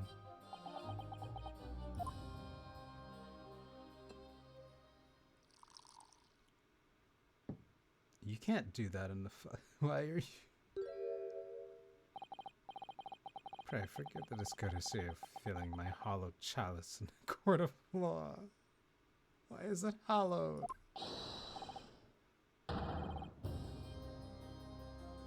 There it is, Lord Seeks hollow chalice? How can this be considered acceptable? But I find myself in an unexpectedly good humor. I had heard ladies from the Far East could show great courage, but I didn't expect to experience it myself. Huh? As a judicial assistant to defense, I'm simply doing my job. What a pity that your display of courage is in vain. This is the debtor's ledger, which details all monies loaned by the accused. You will find the victim's name clearly recorded inside. Oh. Allow me to present this ledger as evidence. And pray forgive the discourtesy of raising my chalice and a toast to the enigmatic East at the same time.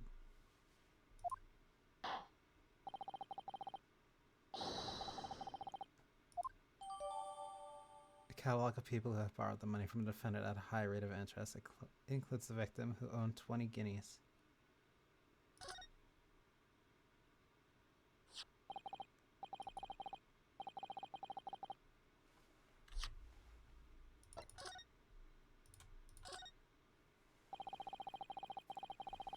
Probably must contain some sort of... Do you really think we ought to look inside? We have to.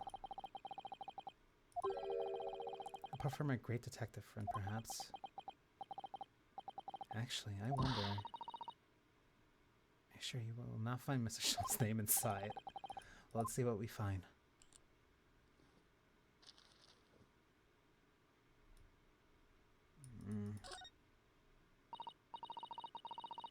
Cram full of gentlemen's names, isn't it? I suppose they're probably not all gentlemen after all, are they? Not everyone in this country is well off. What is it?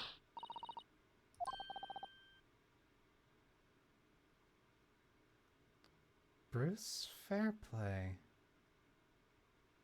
What are you doing in this ledger?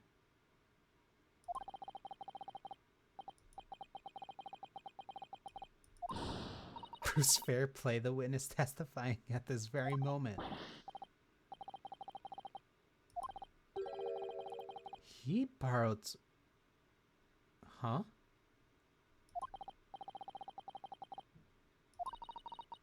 It's possible that this is just a coincidence, of course, but this could very be useful information.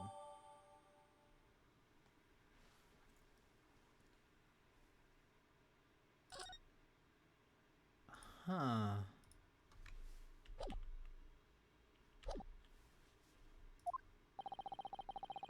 And the accuser made quite certain he had ample recompense. Well, it would seem I've... Regrettably, madam, this is the modus operandi of the accused. Such a pretty little part, too. What a scoundrel. Still...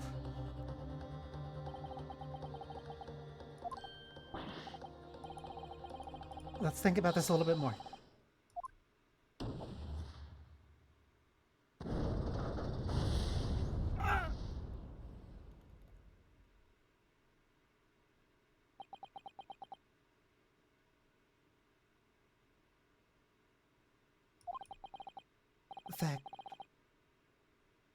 No.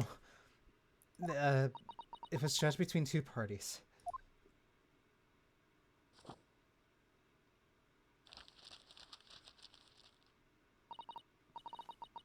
According to this Encyclopedia of British Law, when all members of the jury have concluded that the defendant is guilty, court proceedings are suspended, and the presiding judge will deliver the final verdict and sentence.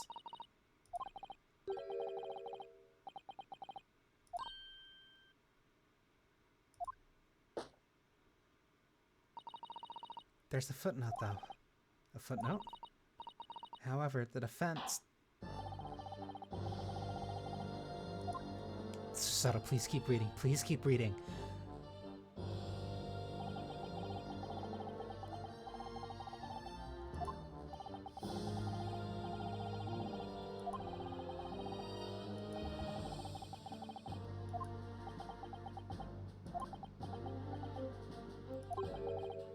Miss Susato, just tell me one thing. You were in the middle of saying something before. The footnote in your Encyclopedia of British Law, however the defense. What did it say next? When all members of the jury have concluded that the defendant is guilty, court proceedings are suspended and presiding judge will deliver the final verdict and sentence. Then the footnote says, however, the defense has the right to demand a summation examination of the jurors at this point. Summation examination?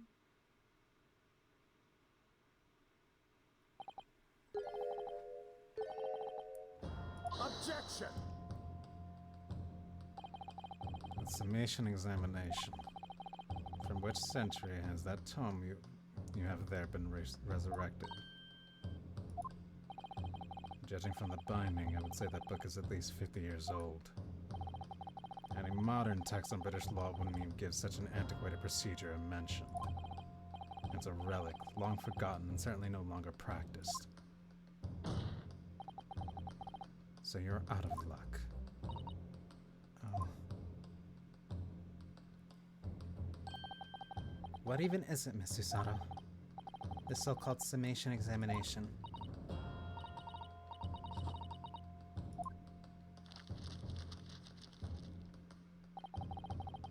You would demand a right to a procedure before you even understand what it entails. Typical Nipponese.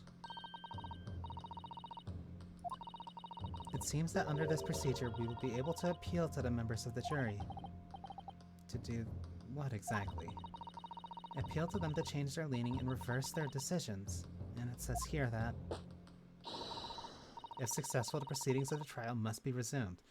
Okay, so what you're saying is that for roughly 50 or some odd years, just the jury could never be pushed on their stances and reverse them based off of evidence that was presented to them after their call? That wasn't practiced? That was given up by the law? That was just antiquated, that nobody saw the need to continue?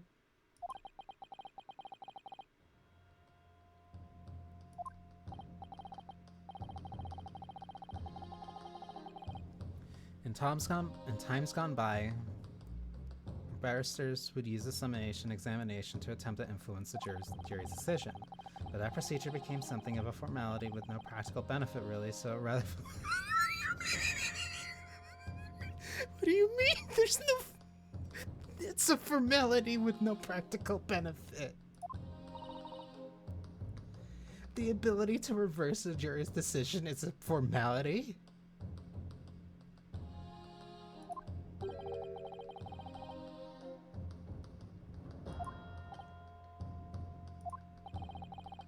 Changing just one member of the jury's mind would be hard enough, let alone several.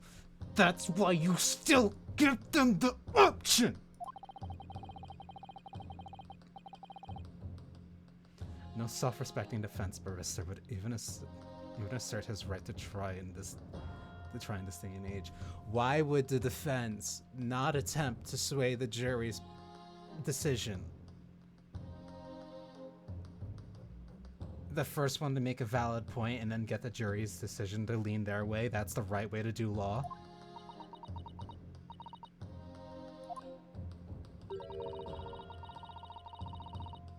I don't see any mention of the procedure actually being formally revoked. What are you suggesting? I'm suggesting that although it may be antiquated and largely forgotten, it isn't exactly yet extinct. What do you think, Mr. Naruhodo?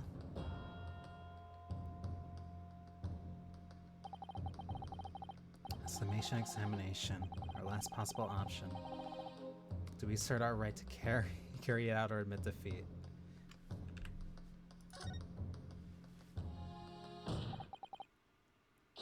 The defense wishes to assert its right to a summation examination, my lord. Objection! London is the capital city of the most powerful nation on Earth. We have a duty to the world to exemplify the very highest standards of judicial procedure. That's why we gotta do this. Summation examinations are an embarrassment that should be remain buried.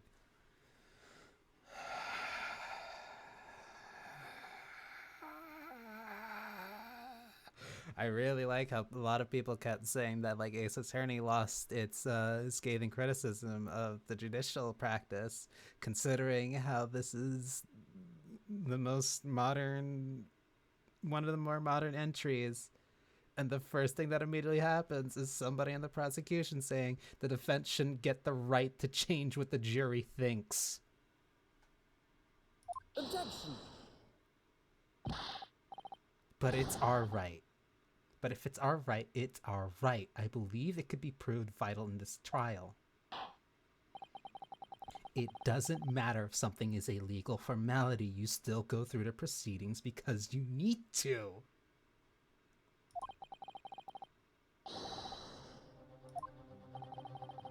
This is madness.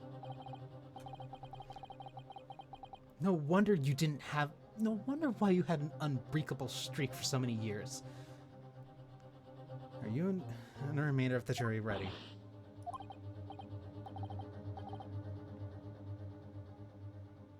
So what, you just cast your verdict without even having the thing to justify your own verdict?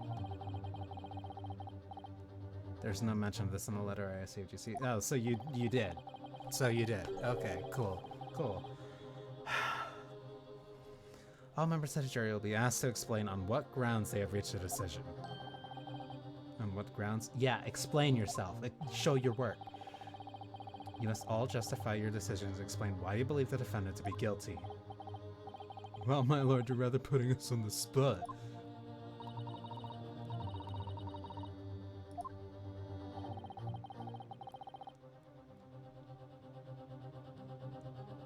Were none of you informed of how the court proceedings actually work? It seems to have thrown the jurors off. It seems none of them have experienced this before. Alright then, the summation examination. The defense procedure no practicing lawyer has attempted for years, is it? Well, just maybe. It might be the opportunity we've been looking for to turn this trial around.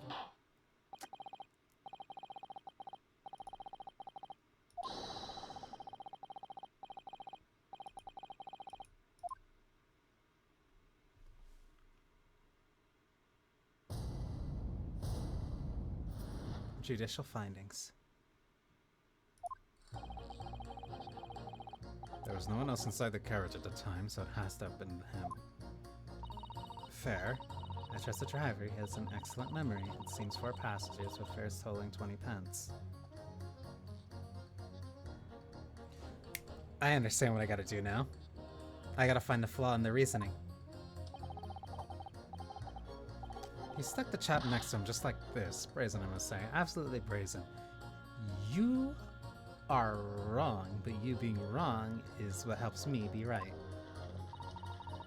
I've simply typed in collated all the statements made thus far and drawn the logical conclusion. You can trust the guild. Fair fares is our motto. We haven't raised prices above 4 pence for years. Scoundrel stabbing the poor man on the floor. So 2 of them think that he did stab him, but neither of them can agree on exactly how they stabbed him. I'm starting to wish I hadn't pushed for this now. Some of the jurors don't seem to have wonderfully formed arguments, though, do they? Let's see what we can do.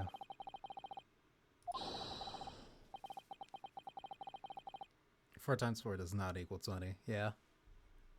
Some people can't count. Even in Britain. Especially in Britain.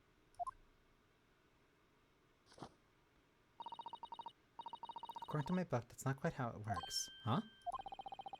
I thought I was going to have to thaw their icy minds with some heartwarming rhetoric about the defendant. Unfortunately, once the jurors have decided the defendant is guilty, they aren't likely to heed anything the defense says. But then, they've reached their conclusions by their own reasoning, you see. Your pleas will sound like excuses. In fact, it could recoil on you. The more you try to persuade them, the more entrenched they may become. Then what on earth am I supposed to do? I'm deciding what I've read about the British law, Mr. Naruhodo. Right, I'm sorry. Do you have any idea how to make this work then? Well, from what I can understand, the key to this procedure is using the jurors' own words to make your arguments.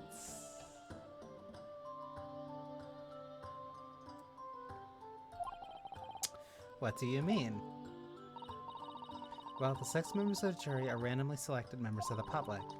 They may appear to present a united front, but the truth is, they are complete strangers who have just happened to find themselves here in a courtroom together. And that's the way to break them down, you mean? Yes, exactly. You must listen very carefully to what each of the members of the jury says, and see if we can identify any contradictory statements. If we can then contrast the statements and pit the corresponding jurors against each other. So it's contradictions in what 2 or more jurors say that we're looking for. In a way, then, this is similar to a regular cross-examination. Oh, yes, I suppose you're right. Find contradictions in their statements, and pit the jurors against one another to break them down. Alright, I might be able to pull this off. No, that's not right. I have to pull this off.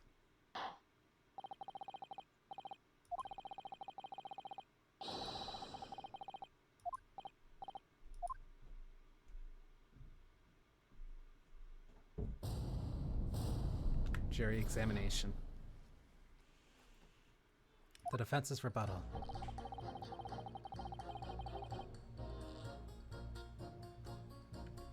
I will accept that. Ooh. Instead of present, I can pit. I trust the driver. He has an excellent memory. It seems 4 passengers with fares totaling 20 pence. Wait. You actually helped me! I trust the driver. He has an excellent memory. It seems 4 passengers with fares totaling 20 pence. You can trust the guild. Fair fares is our motto. We haven't raised prices above 4 pences for years. Objection! Those 2 statements clearly contradict each other.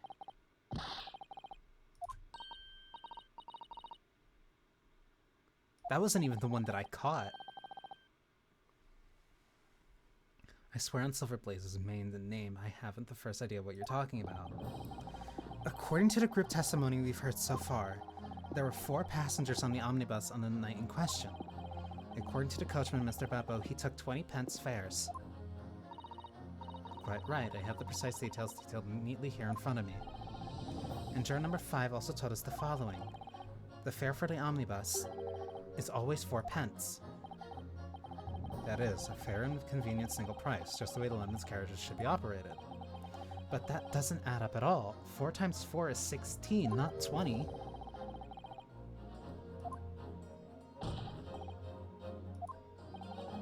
Four passengers paying 4 pence each. If you do the multiplication,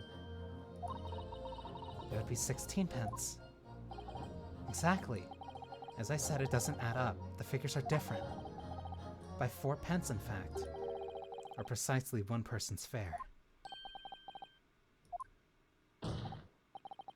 In other words, on the omnibus that night, it's distinctly possible that there was another passenger we've heard nothing about.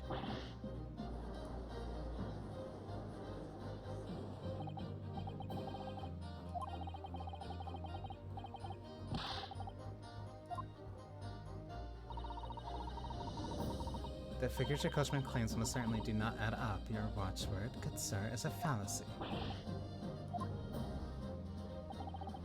Mr. Guildmaster, I think you ought to consider that if this trial were to end now, the news will surely spread all over London. The news that one of your coachmen tried to hide the fact that he'd let nefarious characters ride his omnibus.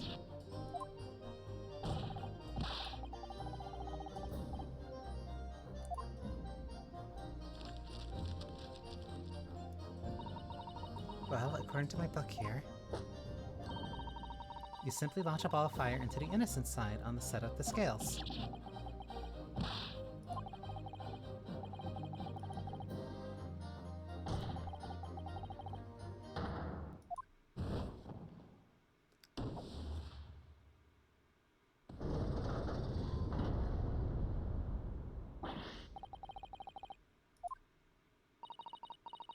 Begging your pardon, sir, I'm going to do the same.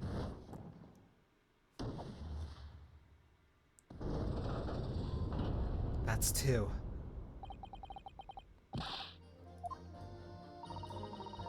A penny can be the difference between a smile and a tear, after all. I certainly can't put my trust in someone who doesn't follow my exacting standards in financial matters. I, for one, think it's only proper that we hear from the witnesses again.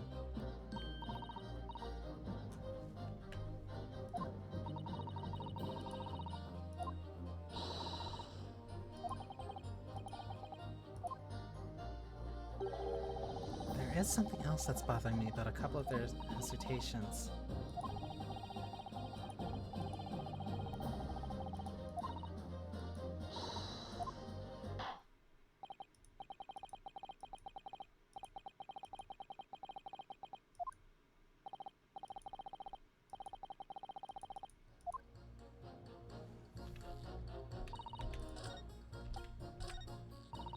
I'm changing my leaning to innocent. I should like to hear what the slipshod bookkeeper has to say for himself.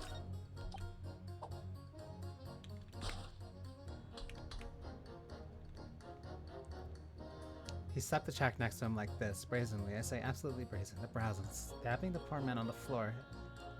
Objection! This is also incorrect.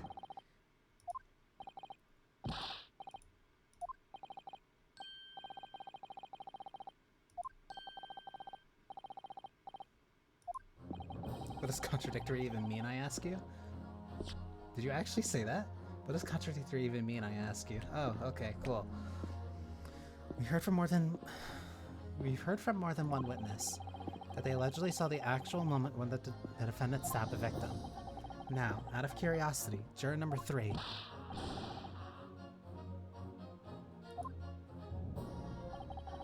How would you say the defendant stabbed the victim? What sort of motion was it?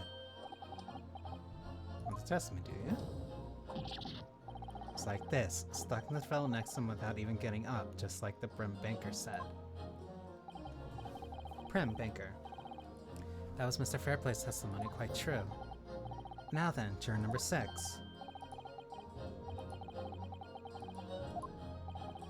How would you say the defendant stabbed the victim, madam? As far as I understand it, it was like this. He stabbed the poor man after he'd collapsed on the floor. The coachman said so. Now don't move. Take a look at those 2 jurors.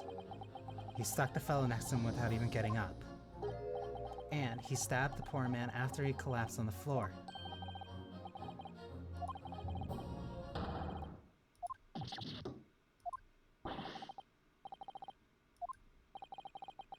What this tells us is that there's a strong possibility one of the witnesses isn't telling the truth. Why would they lie?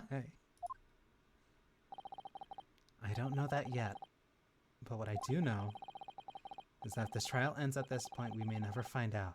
We may never know the real truth. Ladies and gentlemen of the jury, can you really let that happen in all good conscience?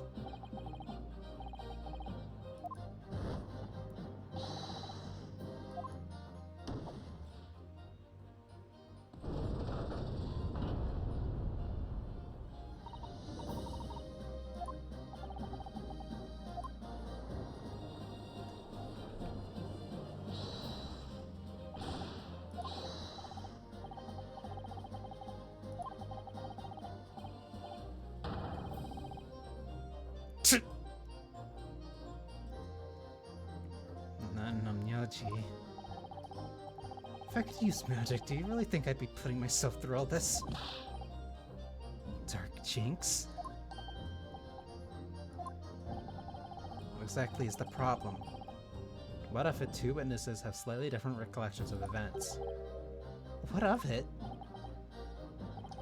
Let's say the Shylock did stab the victim as he was sat next to him on the omnibus, and this young dandy saw him do it. And now let's say the victim collapsed on the floor and the Shylock stabbed him again. There's no blood on the ground!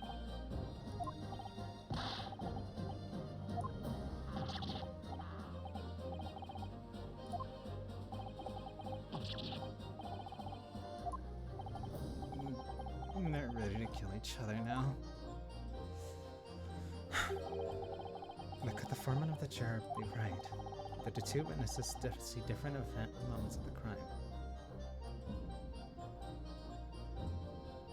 Did the two witnesses see two different moments of the same crime? No, it's out of the question. Because we see that the body was still discovered in its slumped over position. He was never on the ground.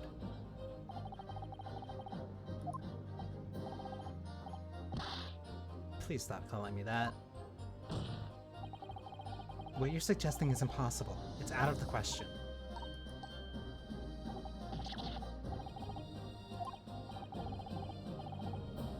I'm only doing my job. To steer everyone in the right direction? No, that is not your job. You don't make the decision for everyone else. So where's your evidence, man? That's what I want to see. I say the two witnesses saw two different moments of the same crime. If you say that's out of the question, then show me proof.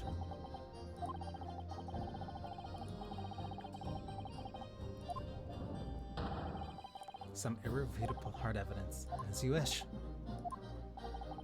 I'll give you the proof. It's out of the question that the two witnesses saw two different moments of the same crime, as proven by the photo.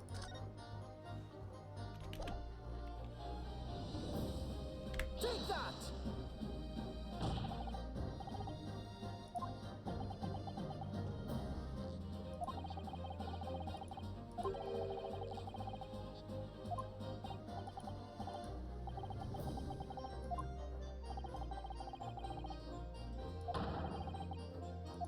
Huh?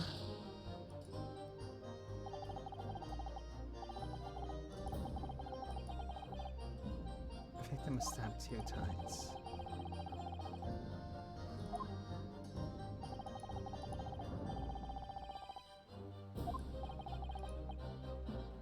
Then it would be the autopsy. Because the autopsy mentions only a single stab wound. Take that! This is the victim's autopsy report.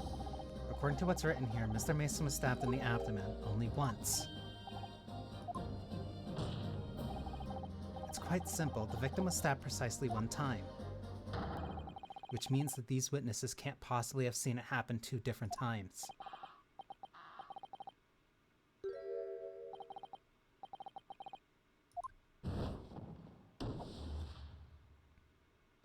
He really likes about conceding, huh?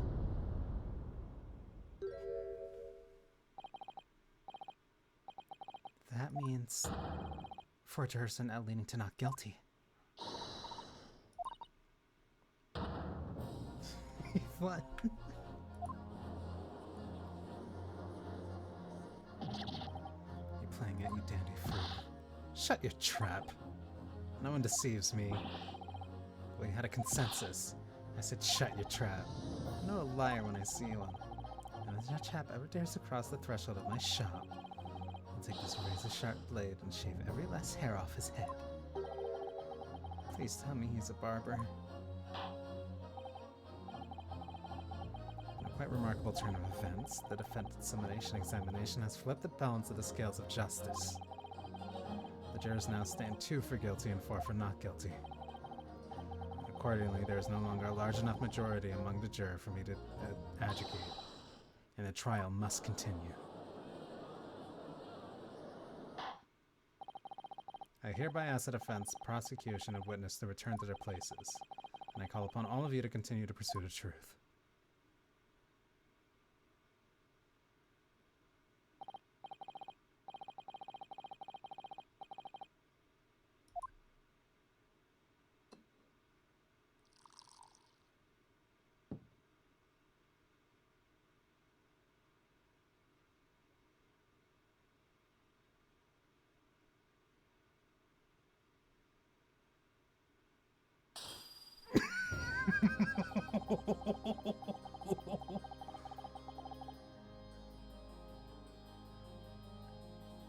Having savored the rich aroma of the carmine contents of this hallowed chalice, it may seem crass to crush it to dust.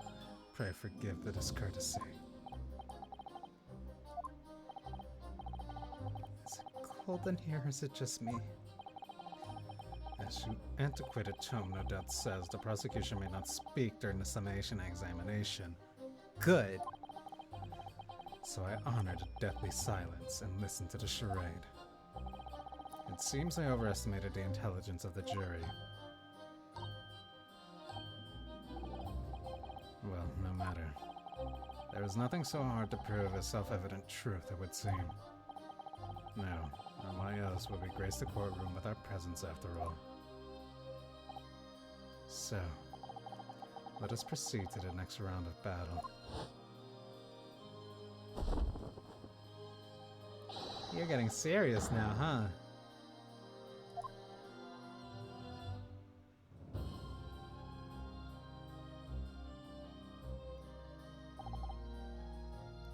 Witnesses. I trust you heard the summation examination we had just had to endure.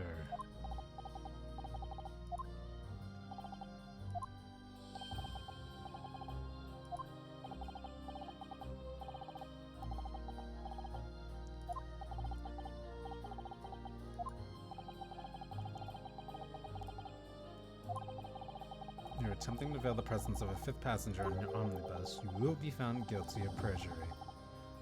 You are advised to bear that in mind, sir.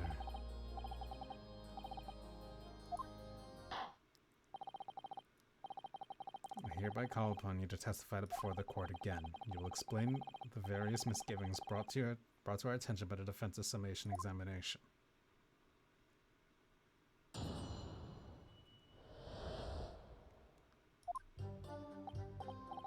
I only carried 4 passengers that night, I swear, but, Well, I for one was told to have to pay 5. I for one was told I had to pay 5 pennies for the bus.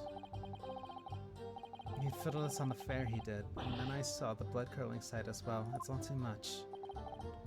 I tell you, I saw McGoat stab that man. Everything I said before stands. Yes, he stabbed him. Yes, he did. I think so, yes.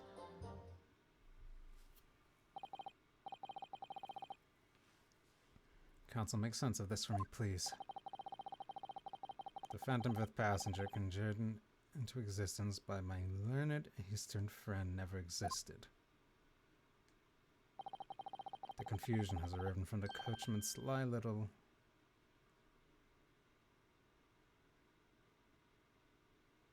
Cousinage? Cousinage.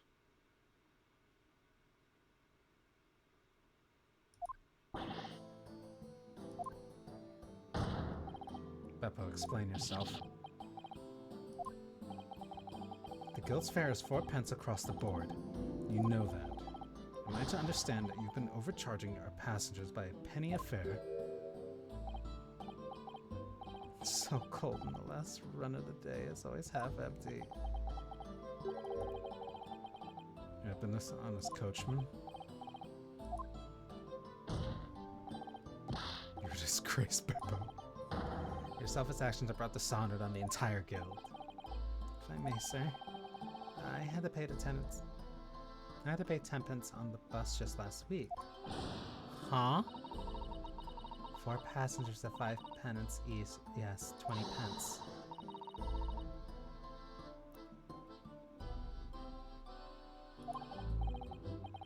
No, that figures.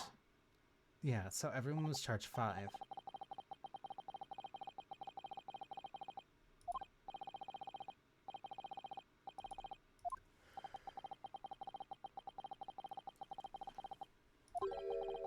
I see you intend to continue the parlor games. Absolutely.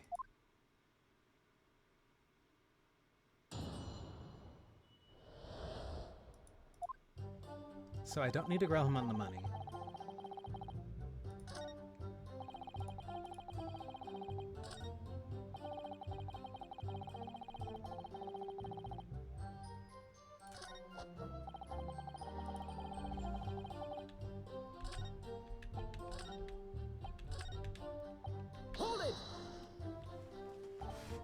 So, there were only 4 passengers on your carriage, but you didn't charge them the standard 4 pence fare.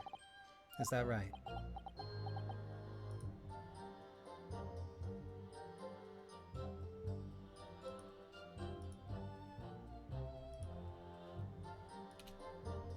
Excuse me. If I may, Mr. Fairplay. That last statement appears to have given you pause for thought.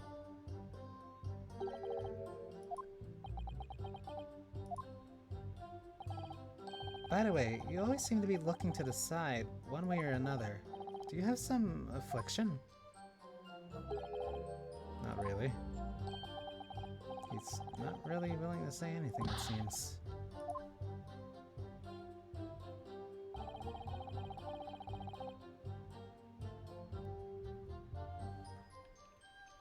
Hold it! Does that mean everyone on board that night paid 5 pence instead of 4?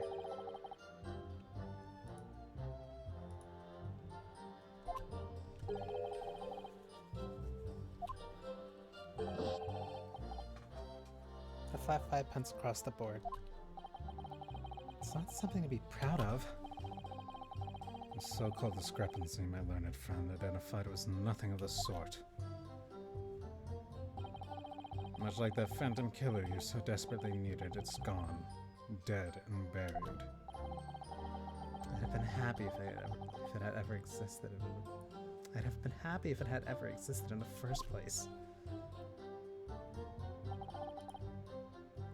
Phyllis in a fair, and then I saw a blood-curdling sight as well. Hold it! Okay, but where were you seated? This blood-curdling sight, you mean the murder, I presume?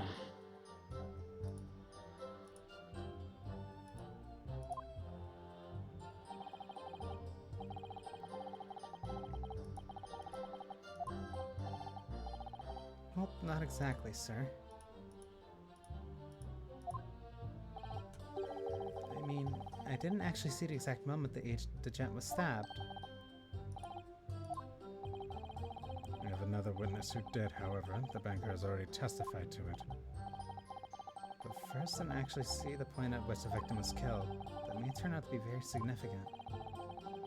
I heard the banker gent next to me took a sharp intake of took a breath. That's when I looked through the glass.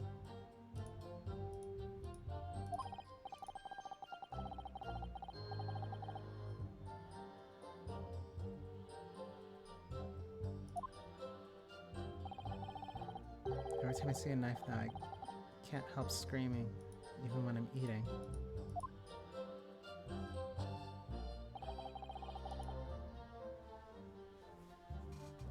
Okay, so I have to press you. Right now I don't have anything definitive to break your statement. So you saw the defendant, Mr. McGillard, stabbing the victim, Mr. Mason, who was sitting next to him? That's what I said, isn't it? It was bothering me before. For this brief moment, he hesitated before answering the question.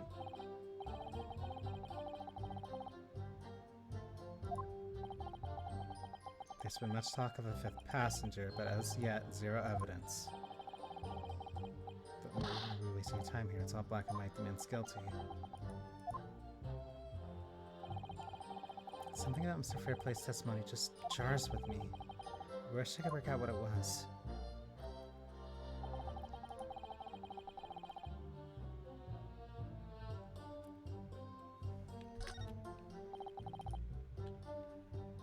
Hold it!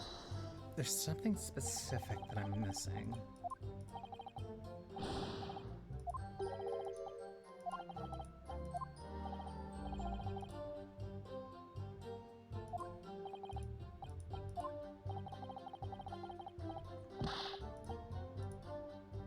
Excuse me.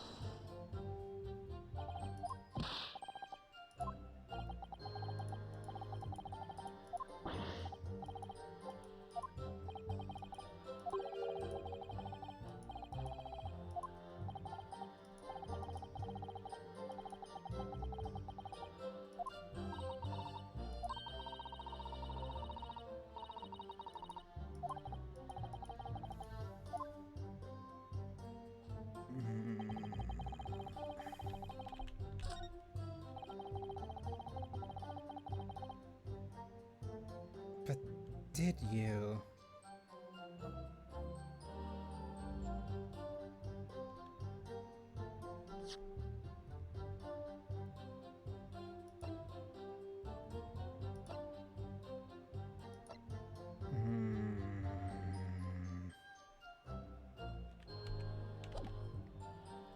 I don't have anything to press you on yet. Hold it! Earlier, you testified that you said that you saw the moment when the defendant allegedly stabbed the victim, didn't you?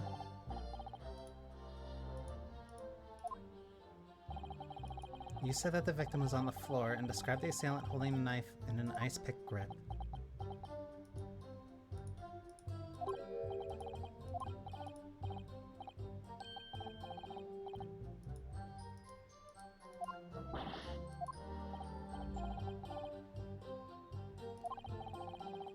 I have no horses when I heard a scream from the seats of the roof deck.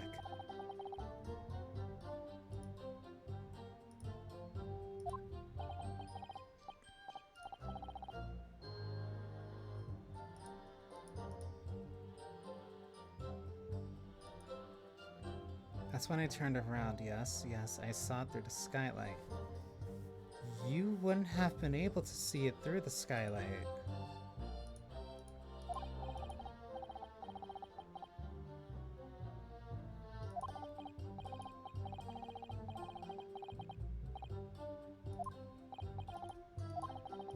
You didn't see the moment when the victim was actually stabbed at all.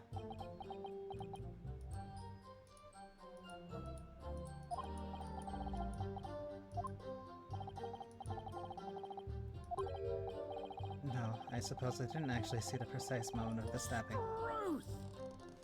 Excuse me! Are you okay, sir?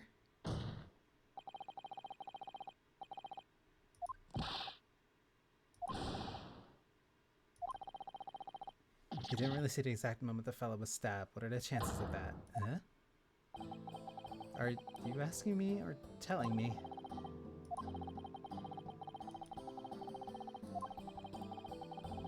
Could he just have happened to see the exact moment the crime was committed?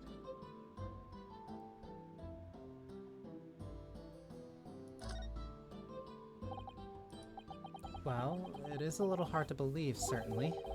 Unless you spend your time peeping through the skylight at the top of the omnibus, that is.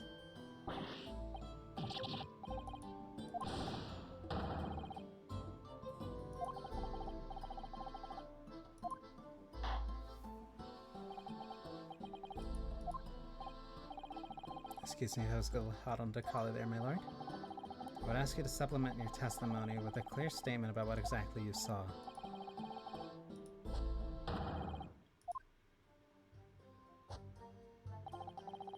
You'd think I'd forgot the set of blood-soaked hands after the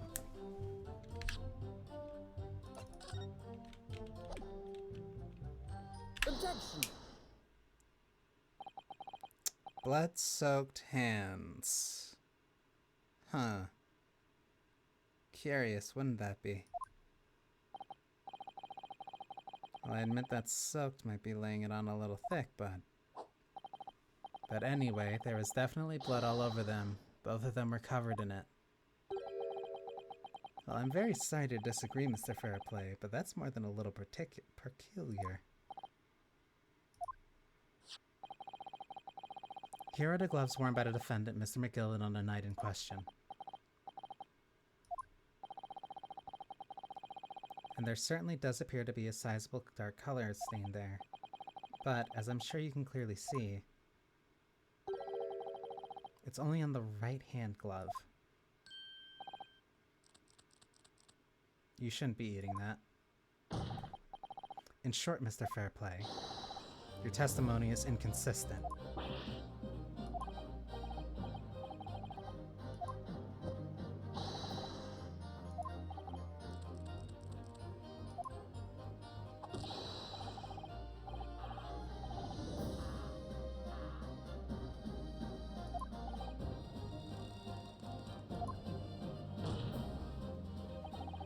Mr. Fairplay, if your last statement was a lie, and calls your entire testimony into question. You say you saw the moment the victim was stabbed, but is that really the truth? Objection! It was a simple mistake. You can't justify accusing this man of lying. Yes, it wasn't both hands, it was only one, but the fact remains. The victim's blood was on the accuser. Objection! No, Mr. Fairplay categorically stated that he saw blood all over both hands, which means there's a strong possibility that this witness was deliberately trying to mislead the court.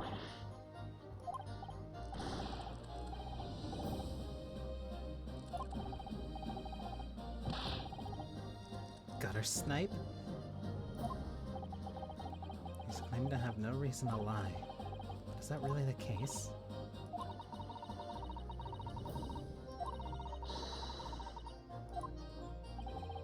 Something to show this man has a compelling reason to lie in his testimony. I do have evidence.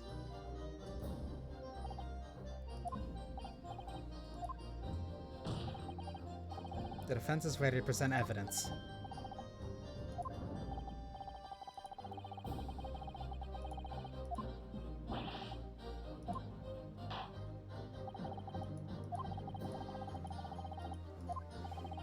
Evidence that demonstrates a motive for the witness's alleged deception of the court.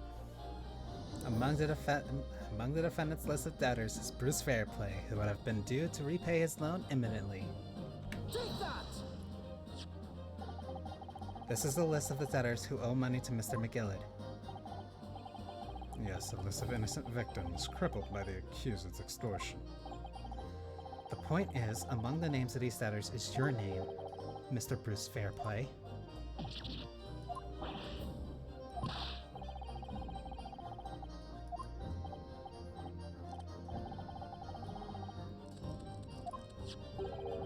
According to this ledger, you owe 20 guineas.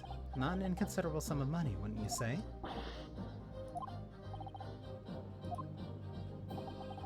Let's suppose Mr. McGillard were to be found guilty of murder. What would become of your debt in that case?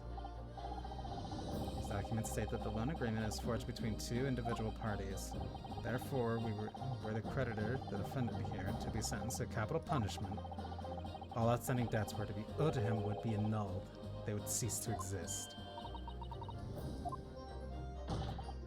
Mr. Fairplay, is it not the case you claimed in your testimony to have seen something you never in fact saw in a devious attempt to annul your debt for 20 guineas to the defendant?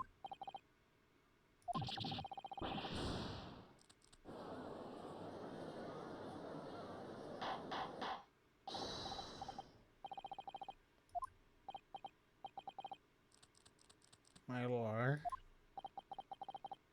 Let me ask you again. And be aware that your answers may have more serious implications upon your future, sir. Did you or did you not see the precise moment in time which the defendant is alleged to have thrust a knife into the victim?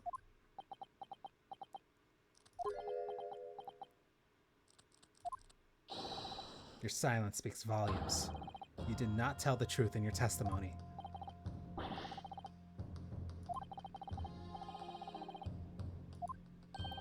A pinch? But it makes no difference. I definitely remember seeing blood on McGillen's hands, both of them. And yet only one of the defendant's gloves, which we have here as evidence, is stained.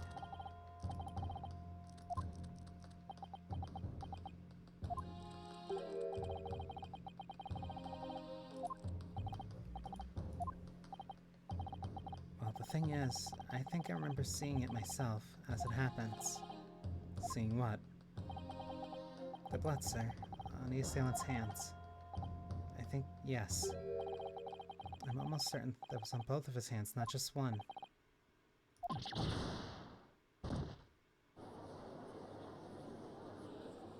Then the gloves are useless? It would appear that we're going to need further testimony from all of you witnesses. This time I would like to know precisely what you did and what you did not see. Do I make myself perfectly clear?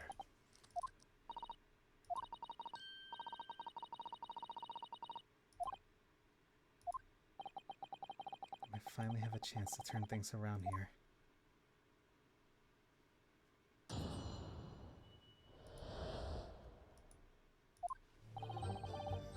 There was blood on both hands of the assailant. I sincerely and distinctly remember that. However, I suppose you might say that I didn't see the exact moment the stabbing transpired, if that matters.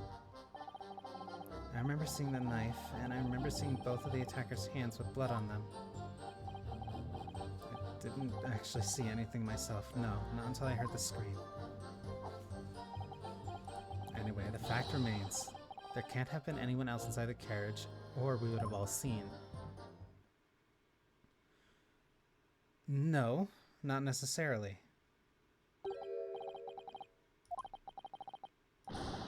None of you witnesses. None of you was witness to the crucial moments of the crime that was perpetuated.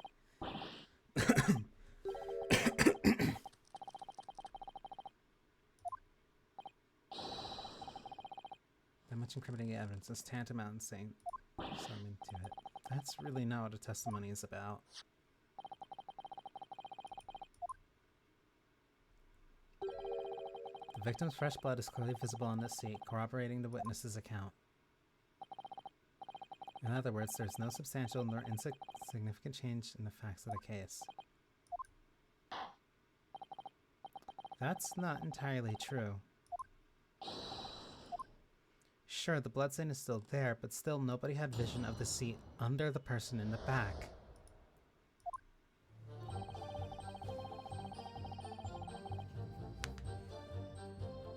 Hold it!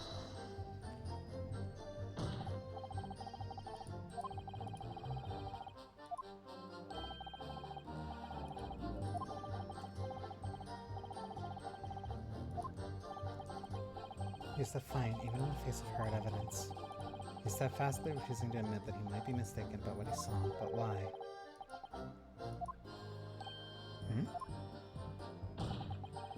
One hand or two, the salient point remains unchanged. Moments after the grim crime, the victim's blood dripped guiltily from the accused fingers. However, I suppose you might say that I didn't see the exact moment the stabbing transpired, if that matters. It does matter. Don't try to downplay this. Whether or not you saw the exact moment of the crime is a matter of fundamental importance, as well you know.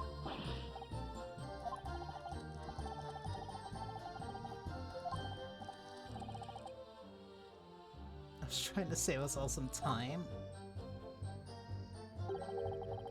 You have a loan of 20 guineas outstanding with the defendant, do you not? Had you hoped to release yourself from that financial burden by ensuring the defendant was found guilty?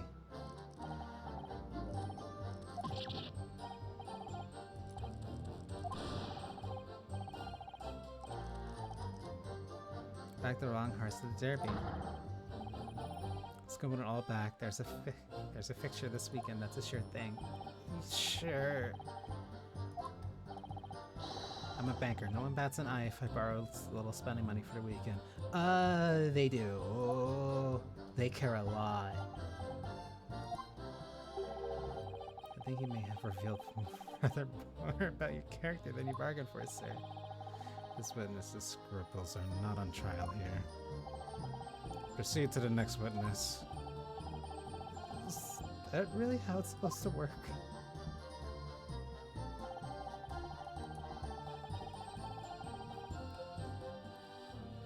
So what did you see, and where did you see it from? Yes, sir.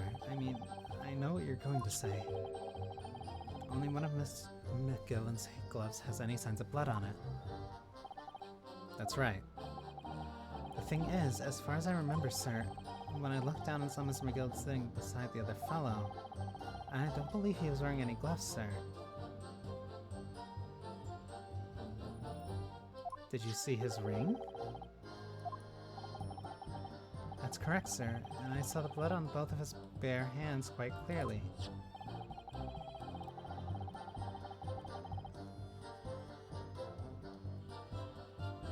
It's true that a dark-colored stain on a dark leather gloves wouldn't have been easy to see.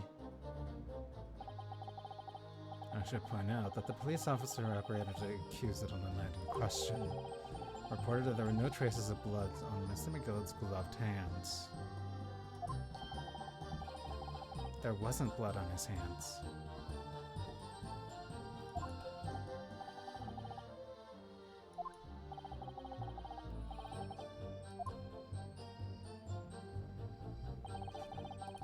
didn't actually see anything myself. No, not until I heard that scream. Call it! What scream? You're specifically talking about the first scream? That's to say, I didn't.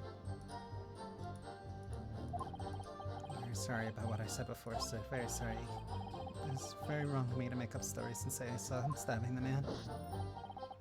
Wouldn't you agree, sir?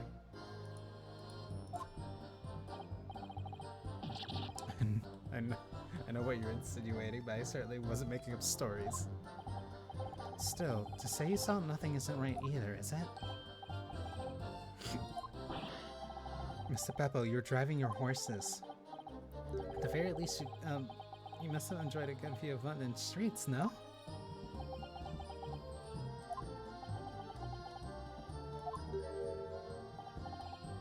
Please, you didn't even see that? It's so cold that night, you see. I wish I could do to keep from passing out, sir. As my head is fairly frozen solid, sorry to say, sir. It would seem prudent to avoid travel on the last omnibus service of London's cold winter nights. Beppo!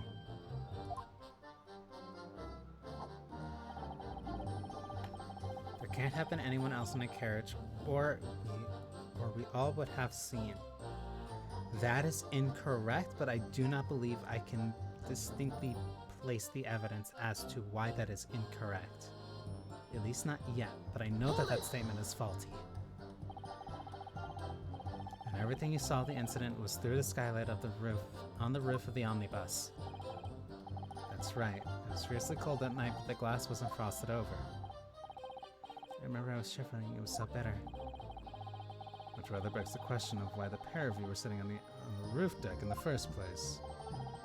Well, I don't know about this young fellow, but I couldn't enter the cabin. Huh? Why not? It was locked from the inside. I tried knocking, but no one opened the door.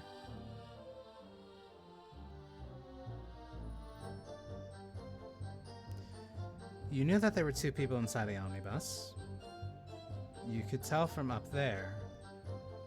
But the omnibus was locked from the inside? And they wouldn't let you in?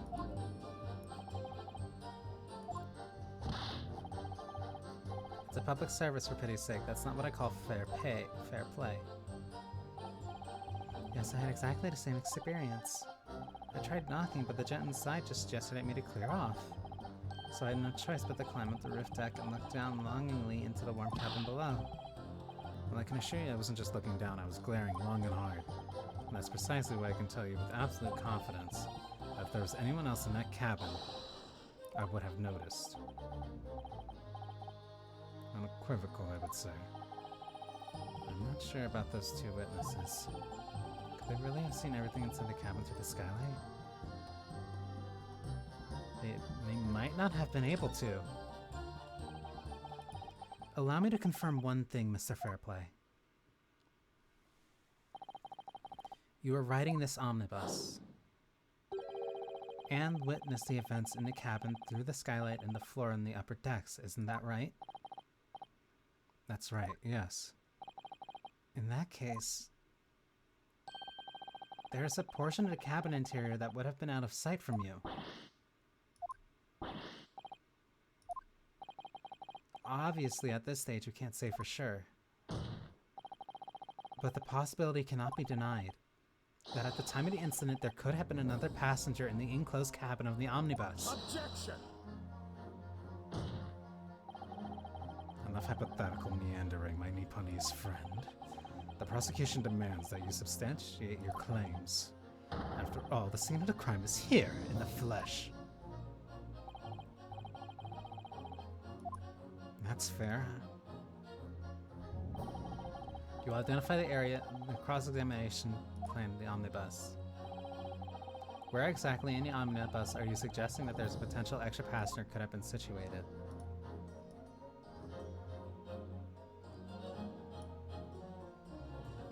Even just going from base sightline of, like, head of chair, they would only be able to watch this. Nobody would be able to see this chair unless somebody was sitting here and looking back and down. Take that! Both rows of seats on the roof face in a direction of travel, whereas the seats in the enclosed cabin face each other, which means the visible part of the cabin which passengers on the roof deck can see through the skylight is as I've drawn here. As you can see, the seat opposite the one in which the victim and his attackers were sitting is obscured from view. In other words, if someone had been sitting on that seat, it's quite possible that these witnesses would have been completely unaware of it. Objection! It's quite possible some phantom was sitting there.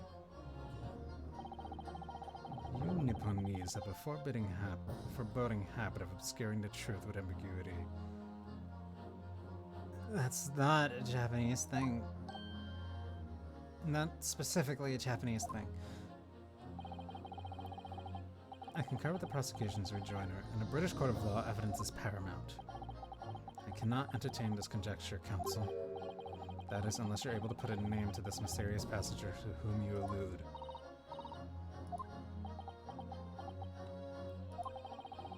I honestly don't know. Who could it have been? Who could have been in the other seat, which was out of sight from the witness on the roof deck?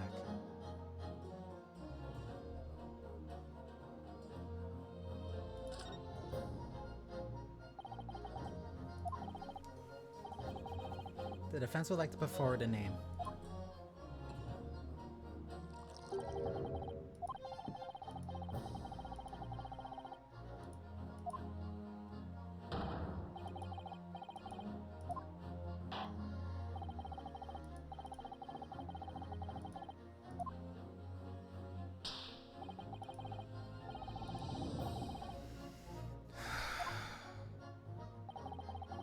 On that night, on the night of the murder, the person occupying the seat in the omnibus cabin that was obscured from view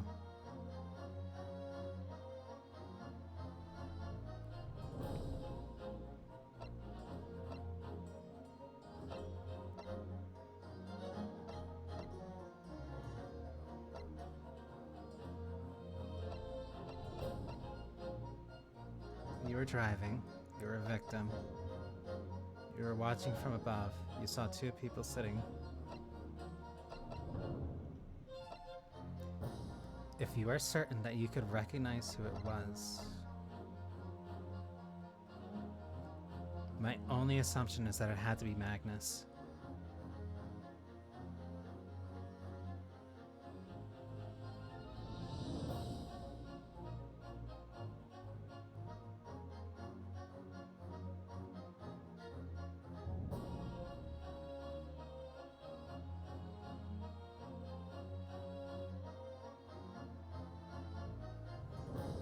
That is my best guess. If it's not Magnus, then I really don't know. Take that! The passenger in the enclosed cabin that the witnesses on the roof deck failed to see has to have been Mr. Magnus McGillid.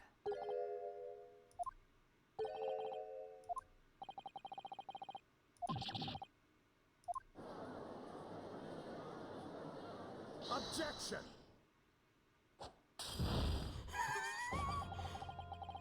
If I desecrate this chamber by smashing my hallowed chalice, do forgive the discourtesy. People talk of these tiny islands, these Thailand island nations in the Far East as having a learning and culture of their own. But I see they use the terms ill-advisedly. What are you trying to say? Let me explain in terms that even a student of an artless backwater such as yourself might understand. When the bloody scene unfolded, the victim and his assailant were sitting side by side. Multiple witnesses have attested to that fact. You see it right there. There's no ring.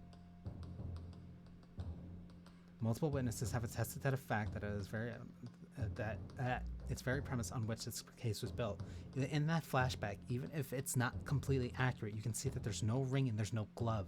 Objection! Or at the very least, those gloves are white, not brown. But that premise may be wrong. If we have to trust what Magnus said, he would have been asleep at the entire time. If he was asleep, then they couldn't have seen him shoot people off or do all that other stuff.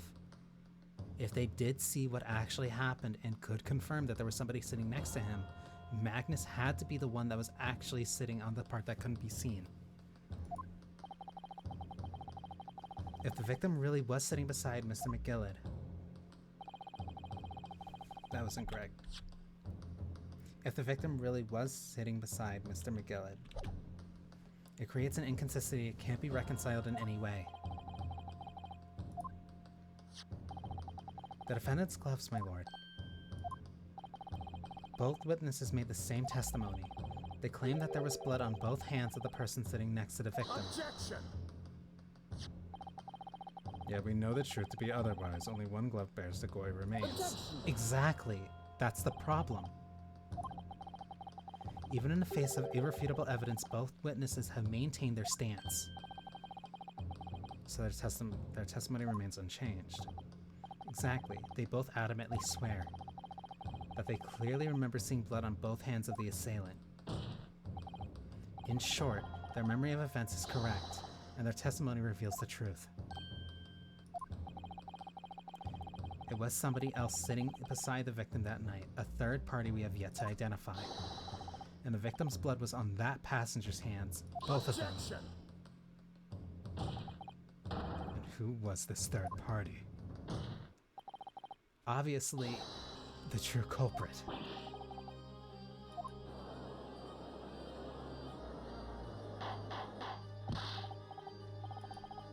Objection! The defense postulation is just that, nothing more than conjecture. The witnesses have clearly stated that they saw the accused. But when elaborating on his testimony, Mr. Fairplay said the two of them were wearing hats and I couldn't exactly make out their faces. Yeah, nothing about this reads as McGillid. McGillid wouldn't even be the same height. The tops of their heads were obscured by the roof. I could see the rest of them though. Yes, that's right. Both gents were most certainly hatted. Hatters do tend to notice such things, sir. And what particular style of hat did the two gents sport, Mr. First? I'm afraid I don't remember. And you call yourself a hatter? The style of a hat makes no difference. There was no third passenger in that cabin. How can you be so sure? Because if there had been, the accuser, Mr. Gillard, would have undoubtedly have offered to deposit the fact. Not true. He was asleep.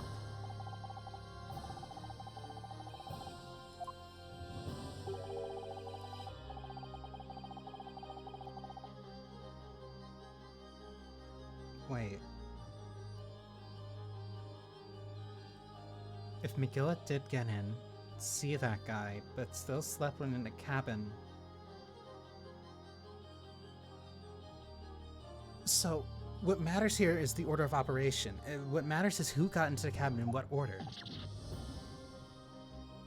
Because assuming that McGillett and the victim were both in the cabin at the same time at bare minimum, and when the cabin was locked from the inside and somebody was shooing the other two passengers away, that means that there was at least another person that had a chance of getting into the cabin before McGillett woke up. Or at bare minimum, one person else got into the cabin after McGillett went to sleep.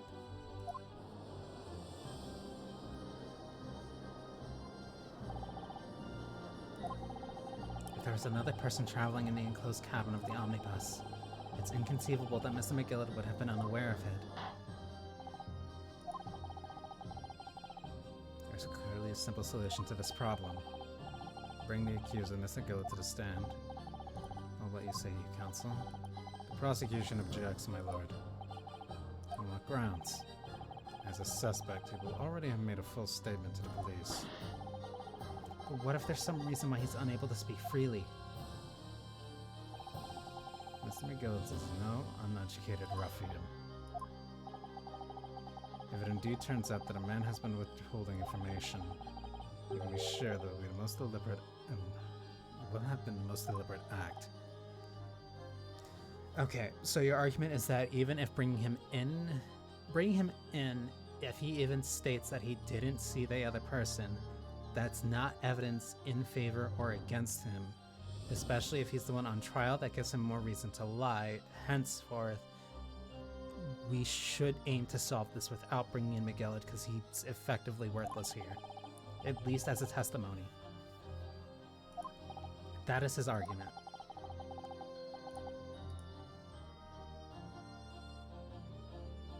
I do want his testimony. We need to hear what he has to say. The defense would like to call Mr. McGillard to the stand.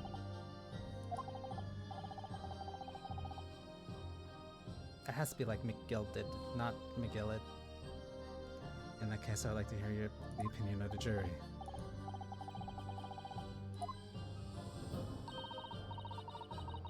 I think you should hear what Mr. McGillard has to say. Get the man out here, I say. It would be other illogical not to hear his testimony. When something needs doing, get it done. That's how I run things at the guild. Hearing what a patron of my favorite little park has to say. Ah, yes, that would be lovely. Yes, the jury says the man must be heard. The court will hear the defendant's testimony.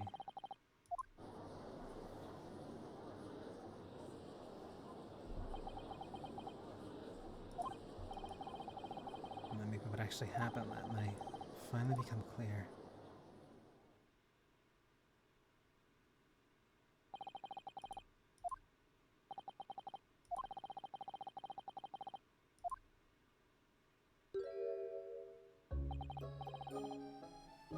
To be sure I have, my lord.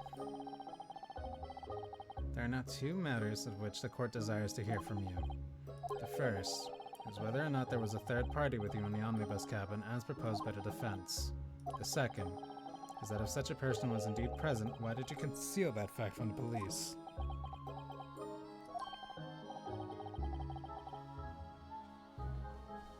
No, it is not my nature to hide anything at all. Just answer the questions, please. The truth of the matter is, I've been desperate about this all along. Do I tell you so? Keep my mouth shut. Keep me mouth shut. The fine fellow representing me is absolutely right. In the carriage on the night with myself and the other man, there was another passenger. Aye. It was me who helped the little urchin get away after it all happened. You. What?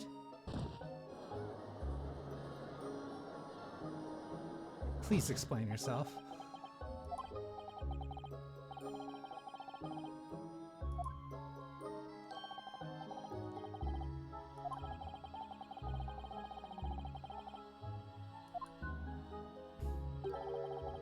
I do be having a very good reason, I assure you.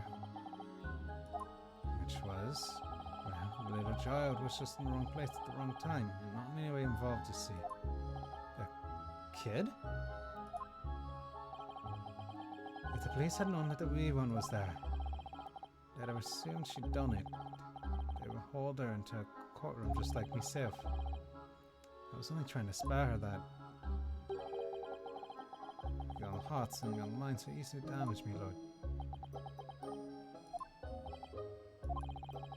There was a child at the scene of the crime.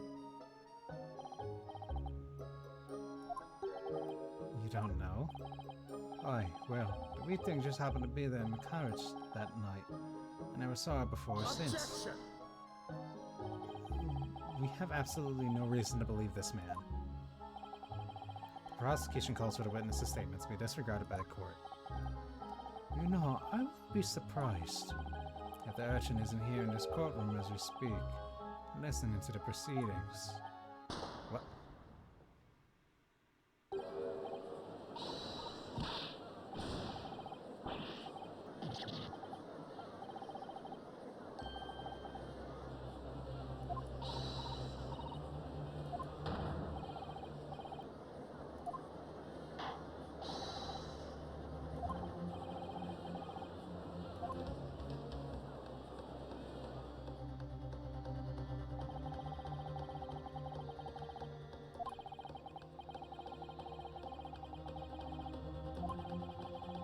no idea what was happening. All we knew was that from the time being at least, the trial was suspended. That! That's a really strong way to end the first half of that case.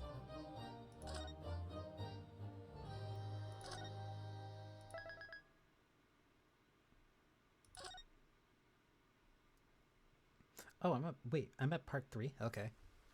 Wow. Okay. And that's a good stopping point since that's right at the, since that's right there.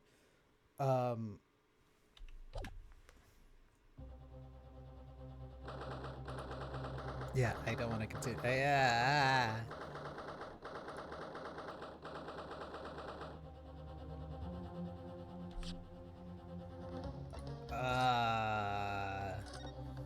Saving just to be sure. Because that can at least put us right there.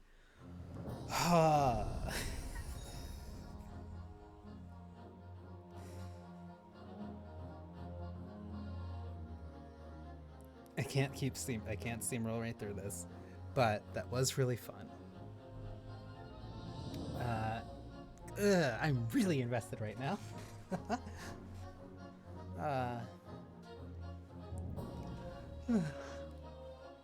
So yeah, next time I play this, we'll pick up from there. So, okay, summation of facts. There were at least 5 passengers, and one of them was potentially a kid. If one was a kid, then why would... No, I can't. I can't think about this right now. If I think about it right now, I'll keep spiraling until I, like, get the rest of it. So yeah, next part, I guess it'll be part 3 of chapter 3? I really like that jury mechanic. That's actually really nice. It's fascinating that this is 3 cases deep and it's still introducing new mechanics. Like, that's really cool.